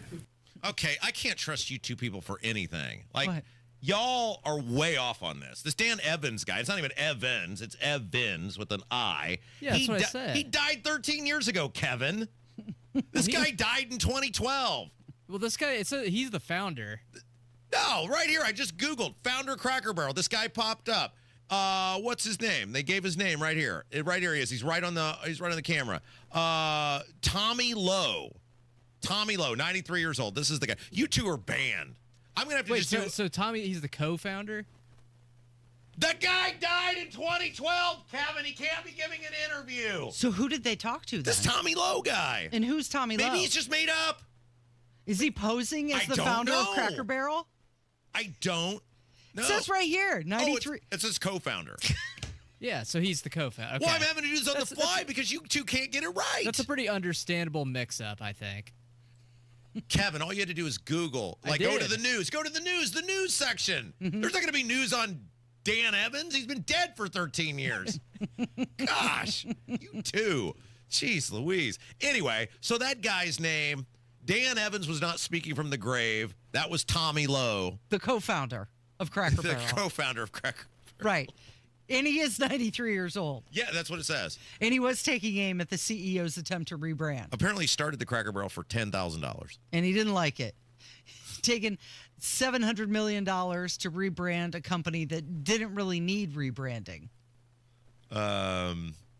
Yeah, I think that's the lesson of this, though, is I'm going to have to do all this on my own now. Can't trust either one of you two. I put two of you on it. Get the guy's name right. All right, what else are we doing? What other Google searches should I do before we start the story? What are we doing? I want to know, I know you guys, you did the podcast for the sports, right? The podcast for the sports, better known as Degenerates Next Door Sports Betting Podcast. Right. At Gambling Stuff on Twitter. And did you go through all of the games for the weekend and make your predictions? There's like 100 games. Okay, so who? Two. We got two games. Two games. What are you going to be doing for the Notre Dame game? I can't give that away. Nobody would click on the podcast. No. I mean, what are you going to be doing? Bartending. What are you going to be doing? You're going out of town, aren't you? I am going out of town. Are you flying? Mm-hmm. Yeah. Did you find a flight cheaper than Andrew Ireland did to I Washington, D.C.? Well, I told you I'm using points. So, what does that mean? If you have like a Southwest credit card and you use that, you get points. But you almost never fly. Do you have enough points? Yeah, I got enough points because I haven't flown in a long time. So yeah, I'm going to get on the flying metal death tube this afternoon. Oh, you're getting on the death tube. How exciting. Wish me the best. So you're going to Washington, D.C.? I'm actually flying into Baltimore. Oh, you're going to go see your daughter. Mm-hmm. Is your husband going with you? Is he staying here? Well, he's already there. Oh, he's already there. Yeah. Well, so we're going to drive back, though. That should be fun. Regular Mayberry reunited. Mm-hmm. Oh, that actually makes great sense. No, that's actually very strong. So he drove. You're going to fly, and then you'll have a car to get back. Right, exactly. That's very well. That's very well thought through. How did we get on that? Why did you bring that up? How did I bring that up? Well, I asked you what you were going to be doing for the Notre Dame game. Oh, yeah. I'm bartending. I got to pay for a fridge now. That's true. You do. Yes, I told you that I took this private event bartending gig. I did it last year. It was a blast. They basically just hired me to go hang out with people. I thought you were bartending Saturday night, though. The Notre Dame game it's Sunday. Notre Dame game Sunday night. Right. Yeah, Sunday night. You're bartending Sunday because September 1st is Labor Day. Correct. Where we celebrate laboring. All the people. Yes. So I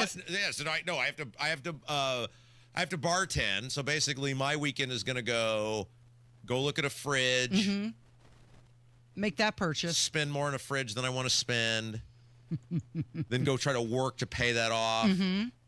And then it's a charmed life I live. That's it. That's the extent of my weekend. Okay. Kevin, I'll live vicariously through you. You're probably doing something fun this weekend.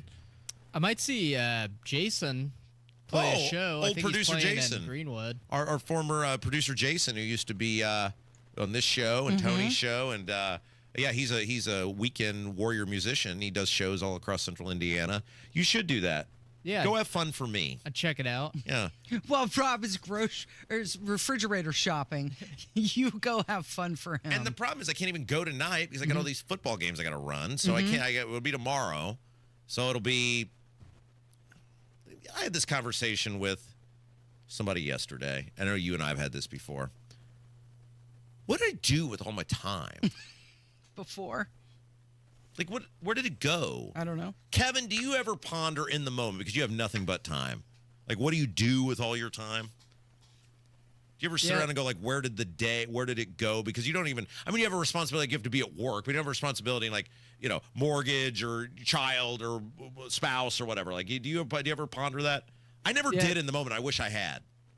Yeah, I try to be productive, but, there's some days where you just have wasted the entire day. And I wish I could have all that time. Like, if you could just bank time. In hindsight, if I could just have banked all the time that I wasted doing who knows what, because I didn't even, unlike Kevin, have to go to work. I worked from home. Like, I didn't do anything. And I really only worked on Fridays and Saturdays for most of that time. Yeah. I don't know what you did with your I don't know what I did. You slept, probably? Well, I did. I know some of the things that I did. Yeah. Some of them are etched in my mind very clearly. Yeah. But talk about that. No, what I'm saying in general, like, what did I do, say, between noon and 8 each day? I don't know. Tell me. I don't know. I know what I did. I'm just saying. I have no time now, and I used to have nothing but time. And if there was a bizarro, have you ever pondered this? Where like if you were like, what if I could just take the best of this world and combine it with the best of this world, which is totally illogical and can't happen. But in my OCD riddled mind, I could do that. I could do that. I could take the best of all my worlds and put them into one world. Then I wish I could have the life that I have now, but with all the time that I had before. So I don't know if that I need like 12 extra hours in each day or what, but I wish I could just do that. Is that nuts? No. Is that like institutional type of No, babble? I think a lot of people would like that. You just want the best of everything, right? Like, I was about to say, if you could take the best of the Republican Party and the best of the Democrat Party. Who are they? But then I realized, Well, you have lots of time now that your kid's gone.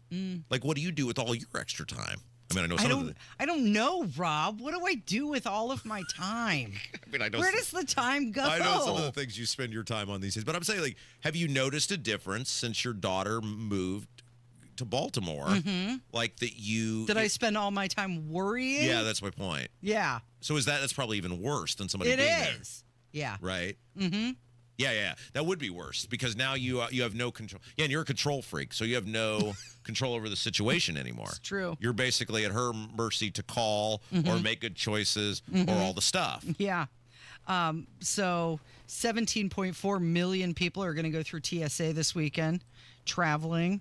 American Airlines, they say they anticipate 3.9 million people across 36,500 flights. Imagine that. At any time this weekend, 36,500 planes up in the sky. You ever ponder how they don't run into each other?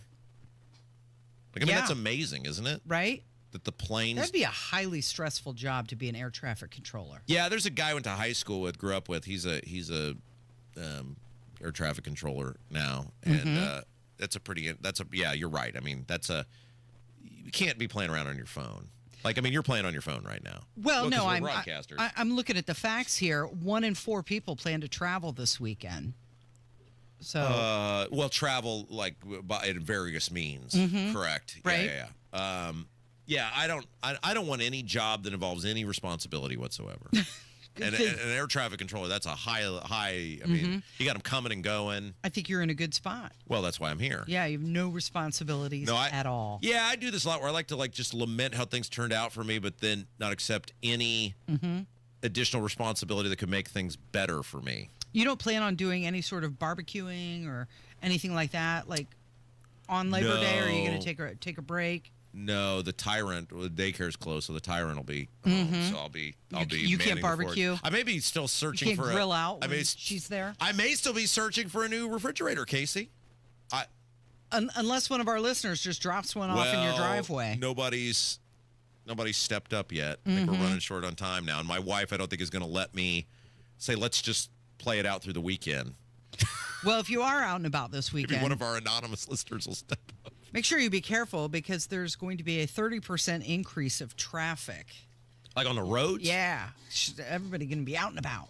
Some people shopping for refrigerators. You know, statistically, it is more dangerous. Do you ever wonder what the Labor Day sales, like they probably just jack up the prices and then tell you it's a sale because you're just getting a sale. So you can feel good about your purchase? There was some store, I thought they proved that years ago, that always had sales, but they were just pricing things higher before they would give you the sale, so you're basically paying the same thing, but you felt better about yourself. At least you feel good. It is Kendall Casey. It's 93 WIBC.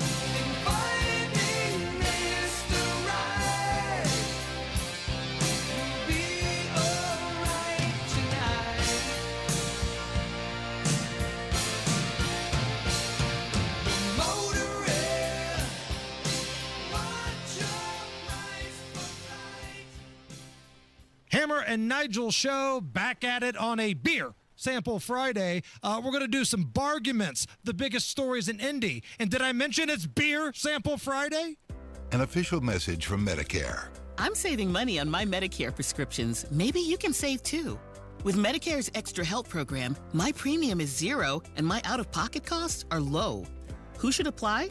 Single people making less than $24,000 a year or married couples who make less than $32,000. Even if you don't think you qualify, it pays to find out. Go to ssa.gov/extra help. Paid for by the U.S. Department of Health and Human Services. Don't let that summer job go again because you don't have the right tools. At Quality Supply and Tool, now through September 26th, or while supplies last, there's a huge DeWalt sale going on. Buy select 20-volt Baird tools and get a free 5-amp-hour battery. That's a $100 value. Buy a DeWalt 4-in-1 or 5-in-1 Tough System modular workstation and get two 2-drawer units free. That's more than a $200 value. Quality Supply and Tool has locations in Jeffersonville, Bloomington, West Lafayette, and South Harding Street in Indy. And Quality Supply and Tool thinks outside the box store. David was in big trouble with the IRS. At first, I didn't owe that much, but after this year, it was out of control. Then David called Get a Tax Lawyer. Right away, they were like, oh yeah, looks like you're qualified to say Get a Tax Lawyer went to work. Should have called way sooner. Get a Tax Lawyer has helped thousands like David fight the IRS and get a fresh start. Call 800-745-3070. That's 800-745-3070. We play fair in Indiana, but Washington insiders want to cheat. They want taxpayers to spend millions to redraw legislative maps approved just 4 years ago. That's not democracy. It's a power grab, and they're hoping you won't notice. Thankfully, some of our leaders are saying no to D.C. politics. Tell politicians Hoosiers don't cheat. Protect our votes and get back to focusing on our real problems. Join the team at playfairindiana.com. Paid for by Indiana Conservation Voters. This is the story of the one. As a safety manager at a manufacturing plant, he does everything he can to keep his coworkers safe. From finding ways to reduce risks to keeping safety supplies in stock. And for that, he relies on Grainger. Grainger offers a broad range of quality products and next-day delivery, so he can always play it safe. Call 1-800-GRAINGER, click Grainger.com, or just stop by. Grainger, for the ones who get it done. More tariffs later. Tornadoes possible. WIBC.com gives you more than just headlines. It's context, updates, and insight. Whether you're at work, on the move, or catching up late, the latest is already there. Stay in the know while you're on the go at WIBC.com. Get yourself a song to sing and sing it till you're done. Yeah, sing it hard and sing it well. Send the robber barons straight to hell. The greedy thieves. Casey, it's our last segment for the next 4 days. I know. Are you so excited for the long holiday weekend? Let's talk about Labor Day, shall we? Yeah. Because let's talk about what's going on in this country.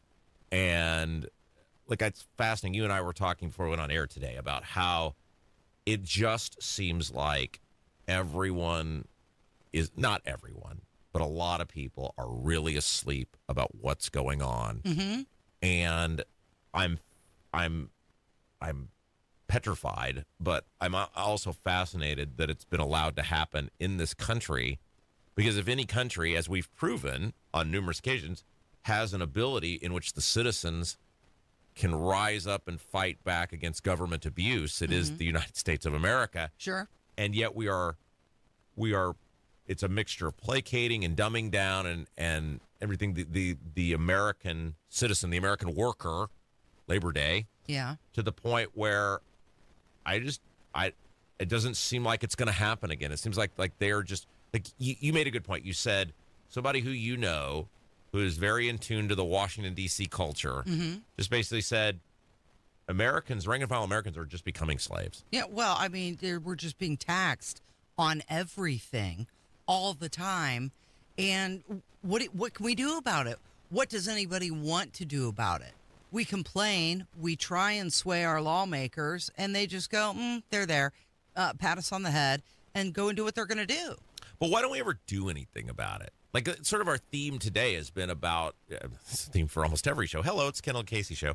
It's been about our government and how there are clearly rules for thee and not for me, about how you basically get literally a get out of jail free card if you're in the government. Correct. How we started the show today. And yet for some reason they abuse our money.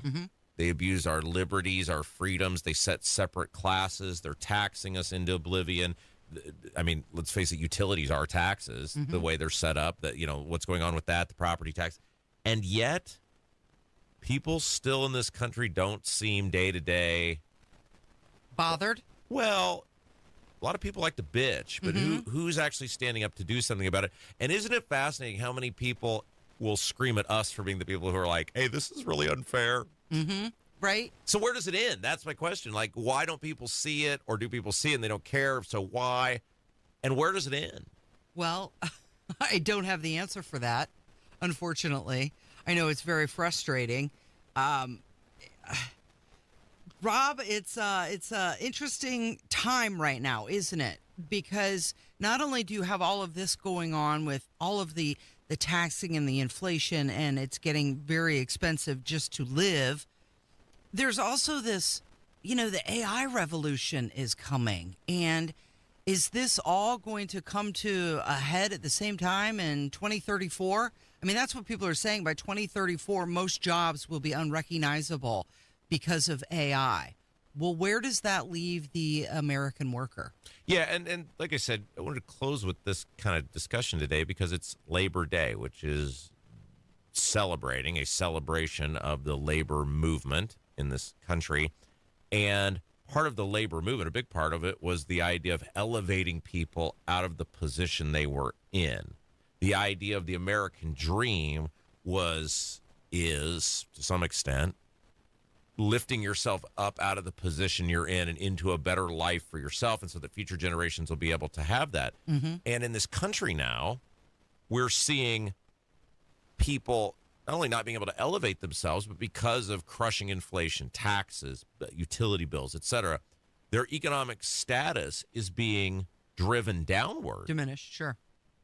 And it's like, I feel like I'm in, you ever have those dreams where something's going on, like you're watching your own dream? Have you ever had that where, like, you're in a dream, right? But you're watching things that are going on, and you're trying to, I'm sure there's some, like, psychiatrists or whatever, people who study dreams, who have come up with some reason or some horrible thing that's going on in your life if this is transpiring. But, like, you're watching everything going on, and you're trying to talk to people in your dreams, and no one will listen to you. Yeah, right. This is what I feel like. Where you're running and you just can't get there. Or, yes. Like, I feel like this is what's going on, but it's real life, where we're here every day going, no, please look at this. Please realize that none of these people are good guys. Please realize that the letter means nothing. Please realize can you get any worse than the 2, 3, and 4 in this state? Micah, Diego, Rokita, and all the stuff going on with those guys. And yet there's a pocket of people who, when we present the evidence to them, will turn it back on us and go, no, you're the bad guy. Right. Because you're telling us what's going on. And I feel like every day we're here just screaming about whether it's the General Assembly or these bureaucrats or the governor or the aforementioned Three Stooges. And yet nobody is listening, and it's going to be too late. I wonder often, we've had a lot of discussions about the data centers and how much energy they suck, and it's going to become a real issue here in Indiana. And the back of my mind, I keep thinking, well, obviously, Governor Braun, he knows something, that this is all going to be okay, and he's just not telling us because he can't, because of security clearances or so. I just keep thinking, like, hopefully they know what they're doing. They have a solution coming. You've been here I have to believe that to continue on. But you've been here 3.5 years. Do you think they do? I do.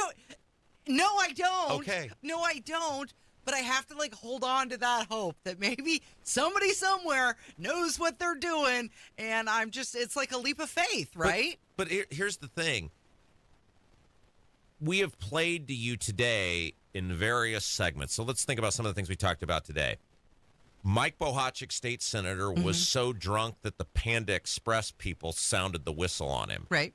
He was basically almost 4 times the legal limit intoxicated. By the way, as we talked about earlier, the best part about this now, and media people, and I was talking with media people yesterday about this, now you can get the body cam footage. Oh, yeah. So you may spare yourself from prison, Palsky, but not embarrassment. That body cam footage is going to be awesome. The guy, he's trying to drink and eat his food. He's so drunk while the officer is giving him commands. He got no punishment. Well, look at Jim Lucas. Well, look at Lucas. But, okay, there's the first part. You think if that were you would have gotten basically no punishment, which is what that guy got? He should be getting more punishment because of his position of trust. Instead, he gets next to nothing. Then you've got Baird. Speaking of OWI guys, Baird, who had an OWI years ago, hid it from everybody, and then ends up in the State House. He's on Breitbart. We played the audio of you laughing about how, we were never serious about annexing those counties in Illinois. Yeah, that was a big joke, right? But we got publicity about it. They're willing to just use your time and resources and money, yours, that belongs to you, to do their little stunts and games. He thinks that's funny. Nothing's ever going to happen to him. Why? Because his daddy's a congressman. Nothing's going to happen to him. We played you that clip from the town council meeting where I said, can someone please, as a taxpayer, just tell me how much of my money went into bringing this HarperCollins mega development to my town? No. No, you don't get the answer. And that's the thing. Is it because they don't want to tell you, or is it because they don't know? It's a mixture of both. I think it's a mixture of both. I think it's a mixture of, on the very lowest level, these people are just pressing buttons. They're just give me my check and I'll do whatever I'm told.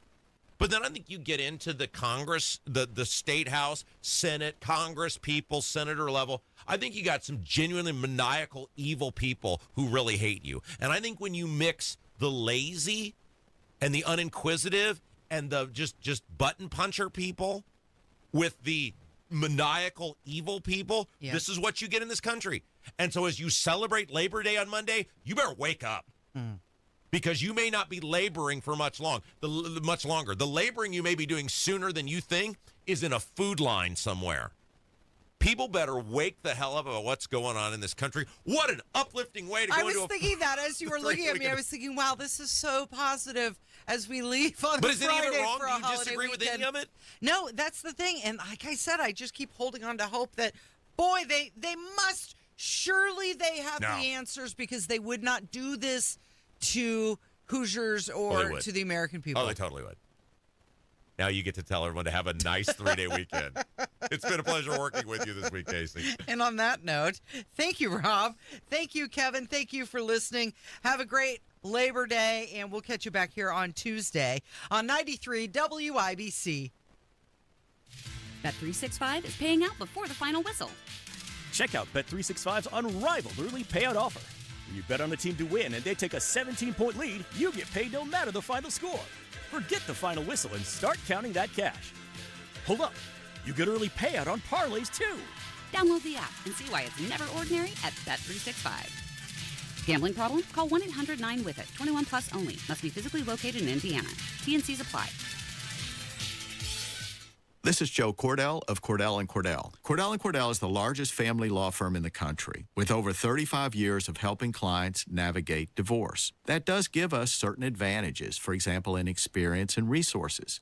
But being big doesn't mean less personal or less local. Our attorneys live and work in your community, and as neighbors, they understand the challenges your families face. If you're a guy facing divorce, remember, Cordell & Cordell, a partner you can count on. 101 West Ohio, Indianapolis. CordellCordell.com. Well, summer's still hot, and so are the deals at Tom Roush Lincoln. Right now, get 0% for up to 48 months on 2025 Lincoln Aviator and Nautilus, or 0.9% for 72 months on 2025 Grand Touring Corsair. Or how about a $50,000 Lincoln Corsair from just $499 per month? So come get one of those hot summer deals at Tom Roush Lincoln in Fishers. MSRP $52.20, 36-month term, $2,500 due at signing, $499 a month, 10,500 miles per year. Good through 8/31/25. Grown-ups, don't go back to school. Go forward through school into your future as an IT professional. Whether you're starting out, switching careers, or a veteran ready for change, My Computer Career can help you get into IT in just a few short months with no prior experience. So take the free career evaluation now at mycomputercareer.edu. Your rewarding career in IT awaits. That's mycomputercareer.edu. An elite CompTIA certification partner. Financial aid is available to those who qualify, including the VA benefits. Make summer nights unforgettable with Indy Decorative Concrete. Get 50% off a stunning fire pit with their best stamped concrete patio package. Offer ends September 1st. IndyDecorativeConcrete.com.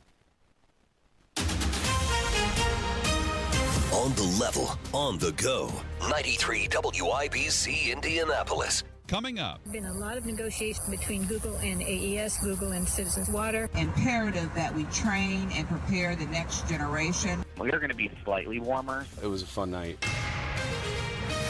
This is the WIBC News at noon. Quite a few dissenters on these kinds of centers. Right now, sunny and 66 degrees in the Circle City, a high of 77 today. I'm John Herrick. Here's what's trending at 12 noon. The future of an Indianapolis township could change with Google's plan to build multiple data centers on farmland. Ryan Hedrick reports. And that's according to Julie Goldsberry, one of several people living in Franklin Township who have taken an interest in standing up against this project, which would sit on nearly 500 acres of farmland. She says this whole thing has been kept under wraps. The first we heard about it was we got the public notices. It was obvious that once we started looking into it that there had been a lot of negotiation between Google and AES, Google and Citizens Water. The project would take about 10 years to build. The vote is coming on September 22nd. Ryan Hedrick, 93 WIBC Mobile News. Community leaders also concerned with the state's budget cuts when it comes to solar energy. Johnette Cruz explains. A program designed to bring solar energy and jobs to Indiana is now at risk of being permanently rolled back, according to advocates who spoke at a press conference on Thursday. We believe that it is imperative that we train and prepare the next generation for just, thriving jobs like solar. Denise Abdul-Rahman, CEO and founder of Black Sunlight Sustainability, highlighted Indiana's recent solar job growth, noting the state ranks 23rd nationally with over 4,100 jobs. She emphasized that the program provides critical economic opportunities, particularly for communities with high unemployment rates. Johnette Cruz, 93 WIBC Mobile News. The Indiana Supreme Court has set an execution date for Roy Lee Ward. He was convicted of raping and killing a 15-year-old girl named Stacy Payne in Spencer County back in 2001.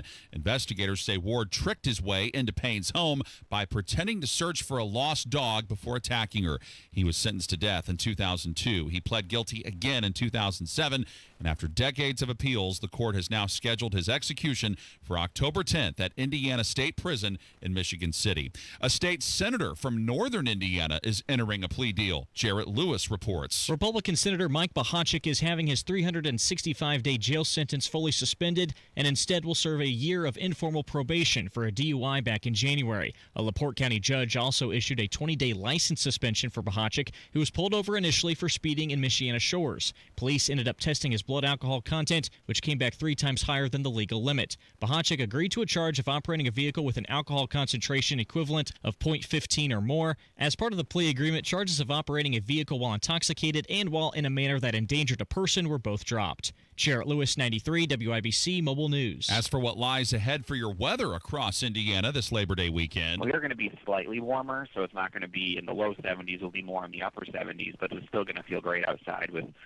dew points being lower and skies being clear. But Aaron Updike with the National Weather Service in Indianapolis says there's no rain in the forecast until at least the middle of next week. As for Labor Day travel, Fox's Max Gordon says lots of people are flying this year. This Labor Day weekend, TSA says they expect to screen around 17.4 million people at American airports, potentially a record for the holiday period. And if you're flying, you might see some new tech. Clear is launching their so-called e-gates for Clear Plus members at Reagan National, Seattle-Tacoma International, and Hartsfield-Jackson Atlanta International Airport.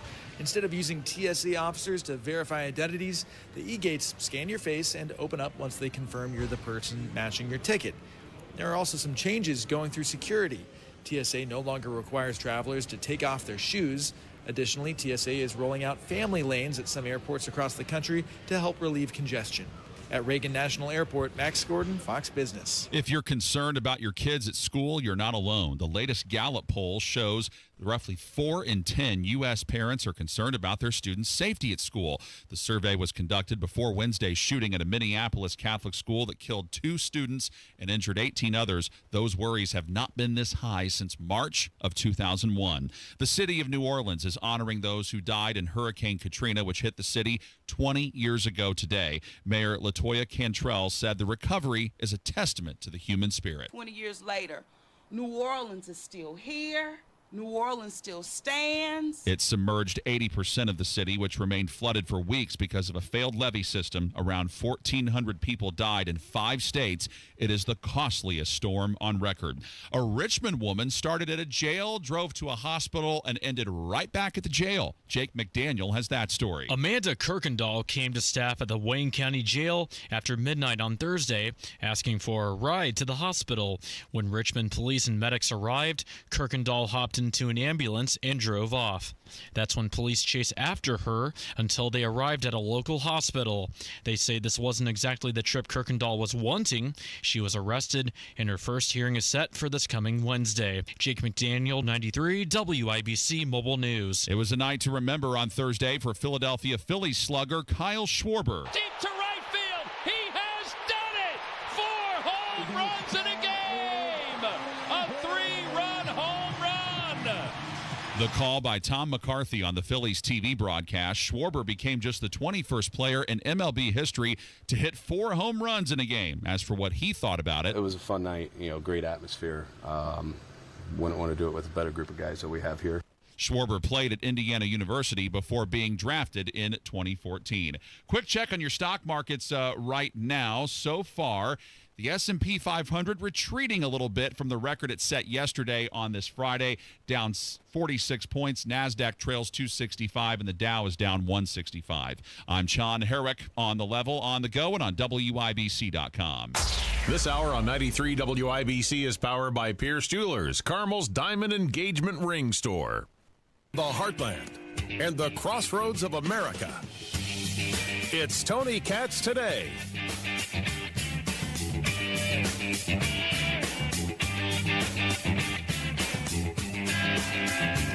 Happy Friday, everybody. Welcome to Tony Katz Today. You can probably tell by now that this is not Tony Katz. Tony Katz is out again today, but don't worry. Y'all know me by now.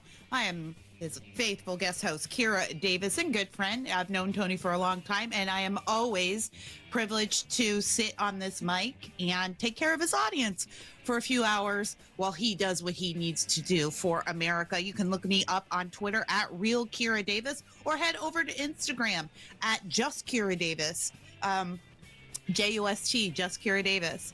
And go sign up for my Substack over on Substack. You can just search my name over there, Just Kira Davis. Or go find my podcast, Just Listen to Yourself with Kira Davis, which has been on hiatus all summer, but has hundreds and hundreds of critical thinking episodes for your listening pleasure. And I'm sure you will not get tired at all of my lovely, melodic, not at all annoying voice. My family never says my voice is annoying. Well, we've got a lot of serious, I'm being silly, but we've got a lot of serious things to talk about today. Of course, we are swimming in the aftermath of this horrific shooting in Minnesota this week. And as expected, the political fallout has been ugly. It's been swift. It's been passionate. And I want to drill down on this for a little bit today, because I want to think about this thoughts and prayers thing that's going around. But I also want to think about this idea of not commenting on a tragedy when it happens, right? Even conservatives, we do this, and we have been trained to do this because liberals have gotten everything so horribly wrong. So they have been so terribly ignorant and biased in their assessment of things like this, and they have been so cruel in their application of their logic that we have had, and they've just been so wrong about every detail every time, that we have had to say, you know what, let's back up, because we don't want to be like them. We don't want to get into the fray with them. Let's back up. Let's not talk. But you know what, conservatives, Republicans out there, if we don't, then they do anyway. Right? They get to own the news cycle. They get to own the narrative. They get to say, how the story is framed, and those first moments in any story when it breaks, that's really important, because the narrative gets shaped there. That's why reporters always want to be the first to break a story, right? That's why an outlet wants to be the first to break it. On the left or the right, you shape it. You break it, you shape it. So I don't think we're in a time anymore where, even though I personally, just as a mother and a normal human being, yeah, I would love to give people a chance to let this simmer, especially the people who are directly affected by the tragedy. But we don't live in that world. So I don't think it behooves any of us to be out there going, oh, let's just let it simmer. Let's not make it political. No, the left has made it political from the start. The second they start coming for Second Amendment rights, for constitutional rights in the wake of a tragedy, that's political. What are politics anyway? People always say this. I think we need to get away from this idea that politics are politics. Let's leave politics out of it. What are politics? Politics are the policies that shape our lives. They literally shape our culture.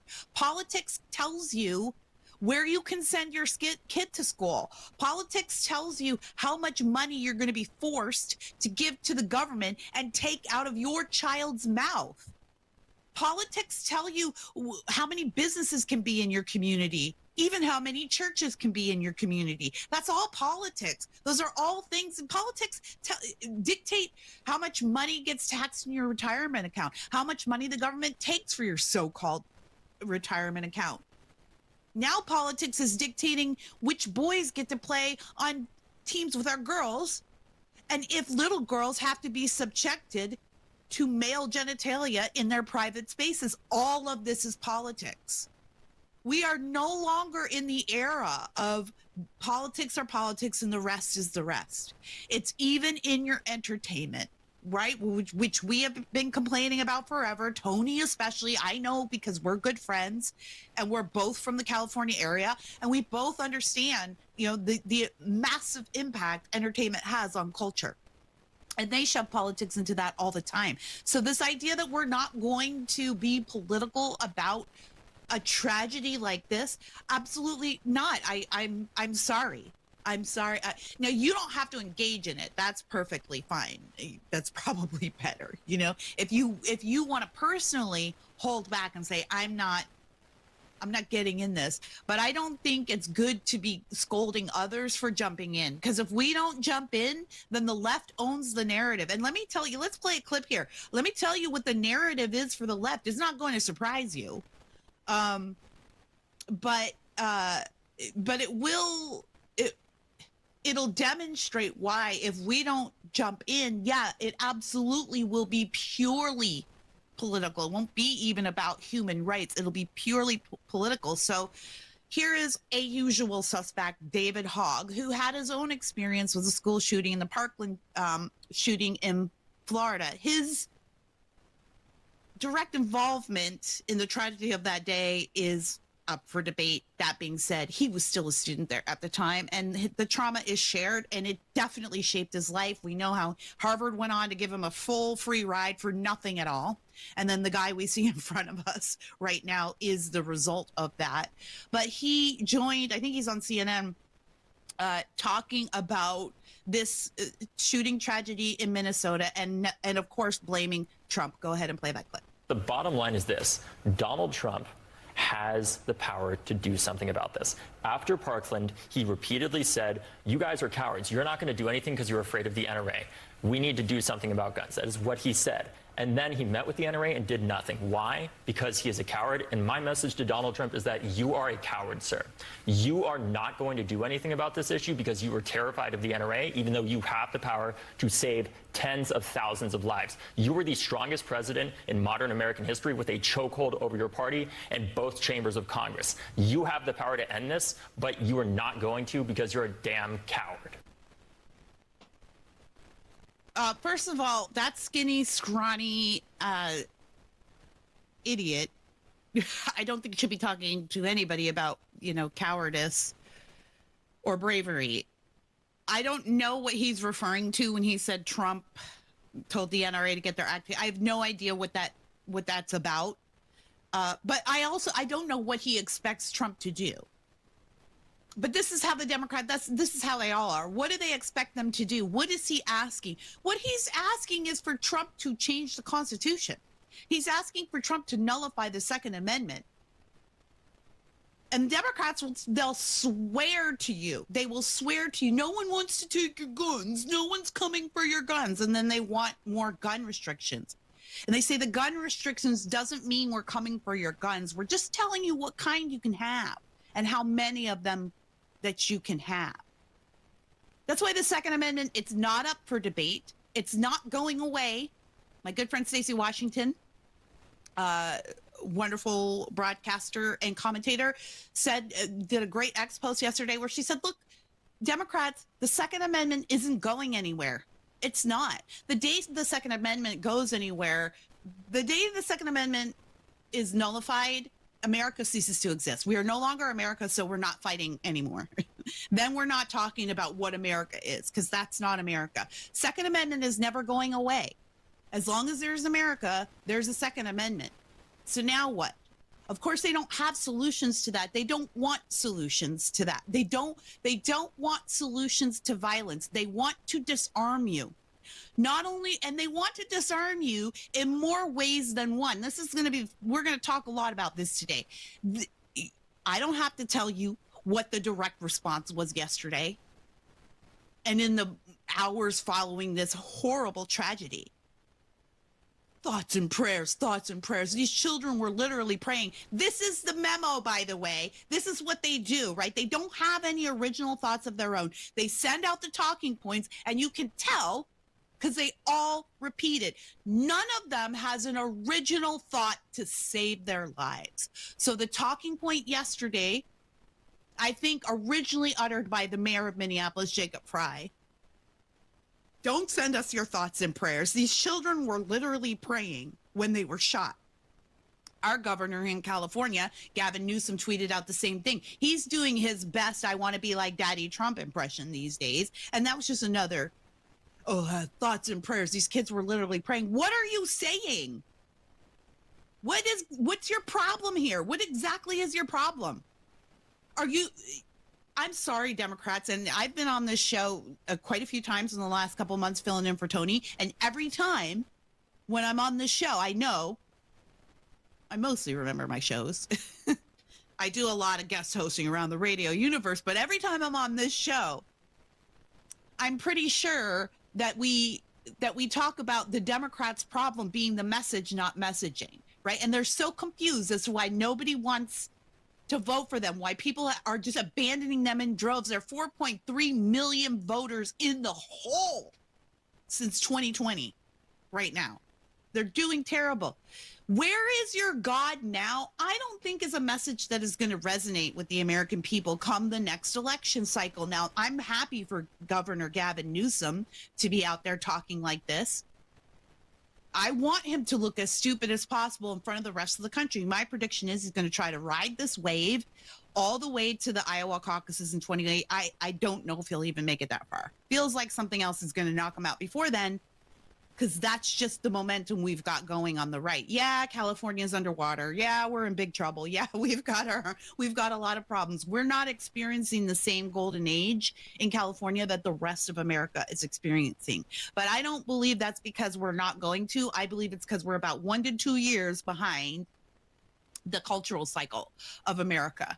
So we're going to see. We'll see if that changes.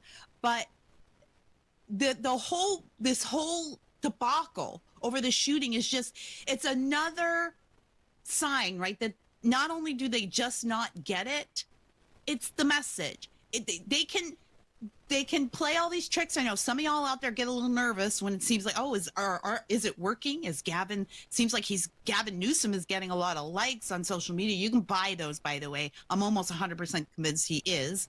You can buy those. I get offers all the time as a content creator to buy likes and followers. I never do because I don't know. I'm just not sneaky enough. I feel bad and I wouldn't do it. And I think there's consequences for that down the road if you get found out anyway. But I think they're doing that. But that's because they don't understand. You can, and I need you to understand. I don't want you guys to be walking forward in fear, feeling like this is Lucy holding the football, and as soon as we go to kick it, it's going to get pulled out from under us. No, the momentum is on our side. The momentum is on the side of justice. That's what's happening right now. I haven't sensed the shift yet. Maybe it'll come, probably at some point. That's just the way of the world. But right now, momentum is on this side, truth and justice. And the Democrats have shown no sign of getting it. because they think they need to change the messaging, and what they need to do is change the message, and they don't get it. All they're doing is rearranging the chairs on the Titanic, the deck chairs on the Titanic. Where is your God now? Are you going to move into 2028 with that message, Gavin Newsom? Well, far be it for me to give you advice to stop you from hanging yourself. Let's take a break. I'm Kira Davis filling in for Tony Katz, and this is Tony Katz Today. The shooting killed 2 children, only 8 and 10 years old. 93 WIBC Mobile News. There were a lot of hugs. There were a lot of tears. Governor Braun ordered the flags to fly at half-staff. Another update is just minutes away. 600 drone ballistic missiles were fired on targets in Ukraine. It's your responsibility to be accountable for your child, and if you determine not to do that, this is what can happen. Stepped out of the car and pointed a handgun at police. 3 cops ended up shooting him. Stay in the know while you're on the go. Ballard says he will not trade Anthony Richardson. When you own a business, it feels like everything's on you. Orders, deliveries, employees, on you. That's why Comcast Business is giving you a year of mobile on us with your internet service. Really? Yep. We'll cover your first line of mobile for 1 year. So calling customers, getting directions, texting Janine and shipping, on us. The broken coffee maker? That one's still on you, which means you'll save hundreds for your business and get the fastest mobile service with 5G cellular and Wi-Fi hotspots on us. But hurry, this deal won't last long. Get a mobile plan and free up the budget to maybe, I don't know, fix that coffee maker? Get mobile on us for 1 year, you guessed it, on us. Comcast Business, powering possibilities. Ends 10/9/25. Restrictions apply. New mobile customers only with internet standard service or above. Limited to value of 1 unlimited intro line apply via 12 monthly internet bill credits. 1 discount per account. Fastest mobile based on mobile Wi-Fi and cellular data in service areas. Ookla Speed Test Intelligence 2H24. Wesley Financial Group is not a law firm. Hi, I'm Chuck McDowell, the timeshare cancellation guy. In 2011, I founded Wesley Financial Group with one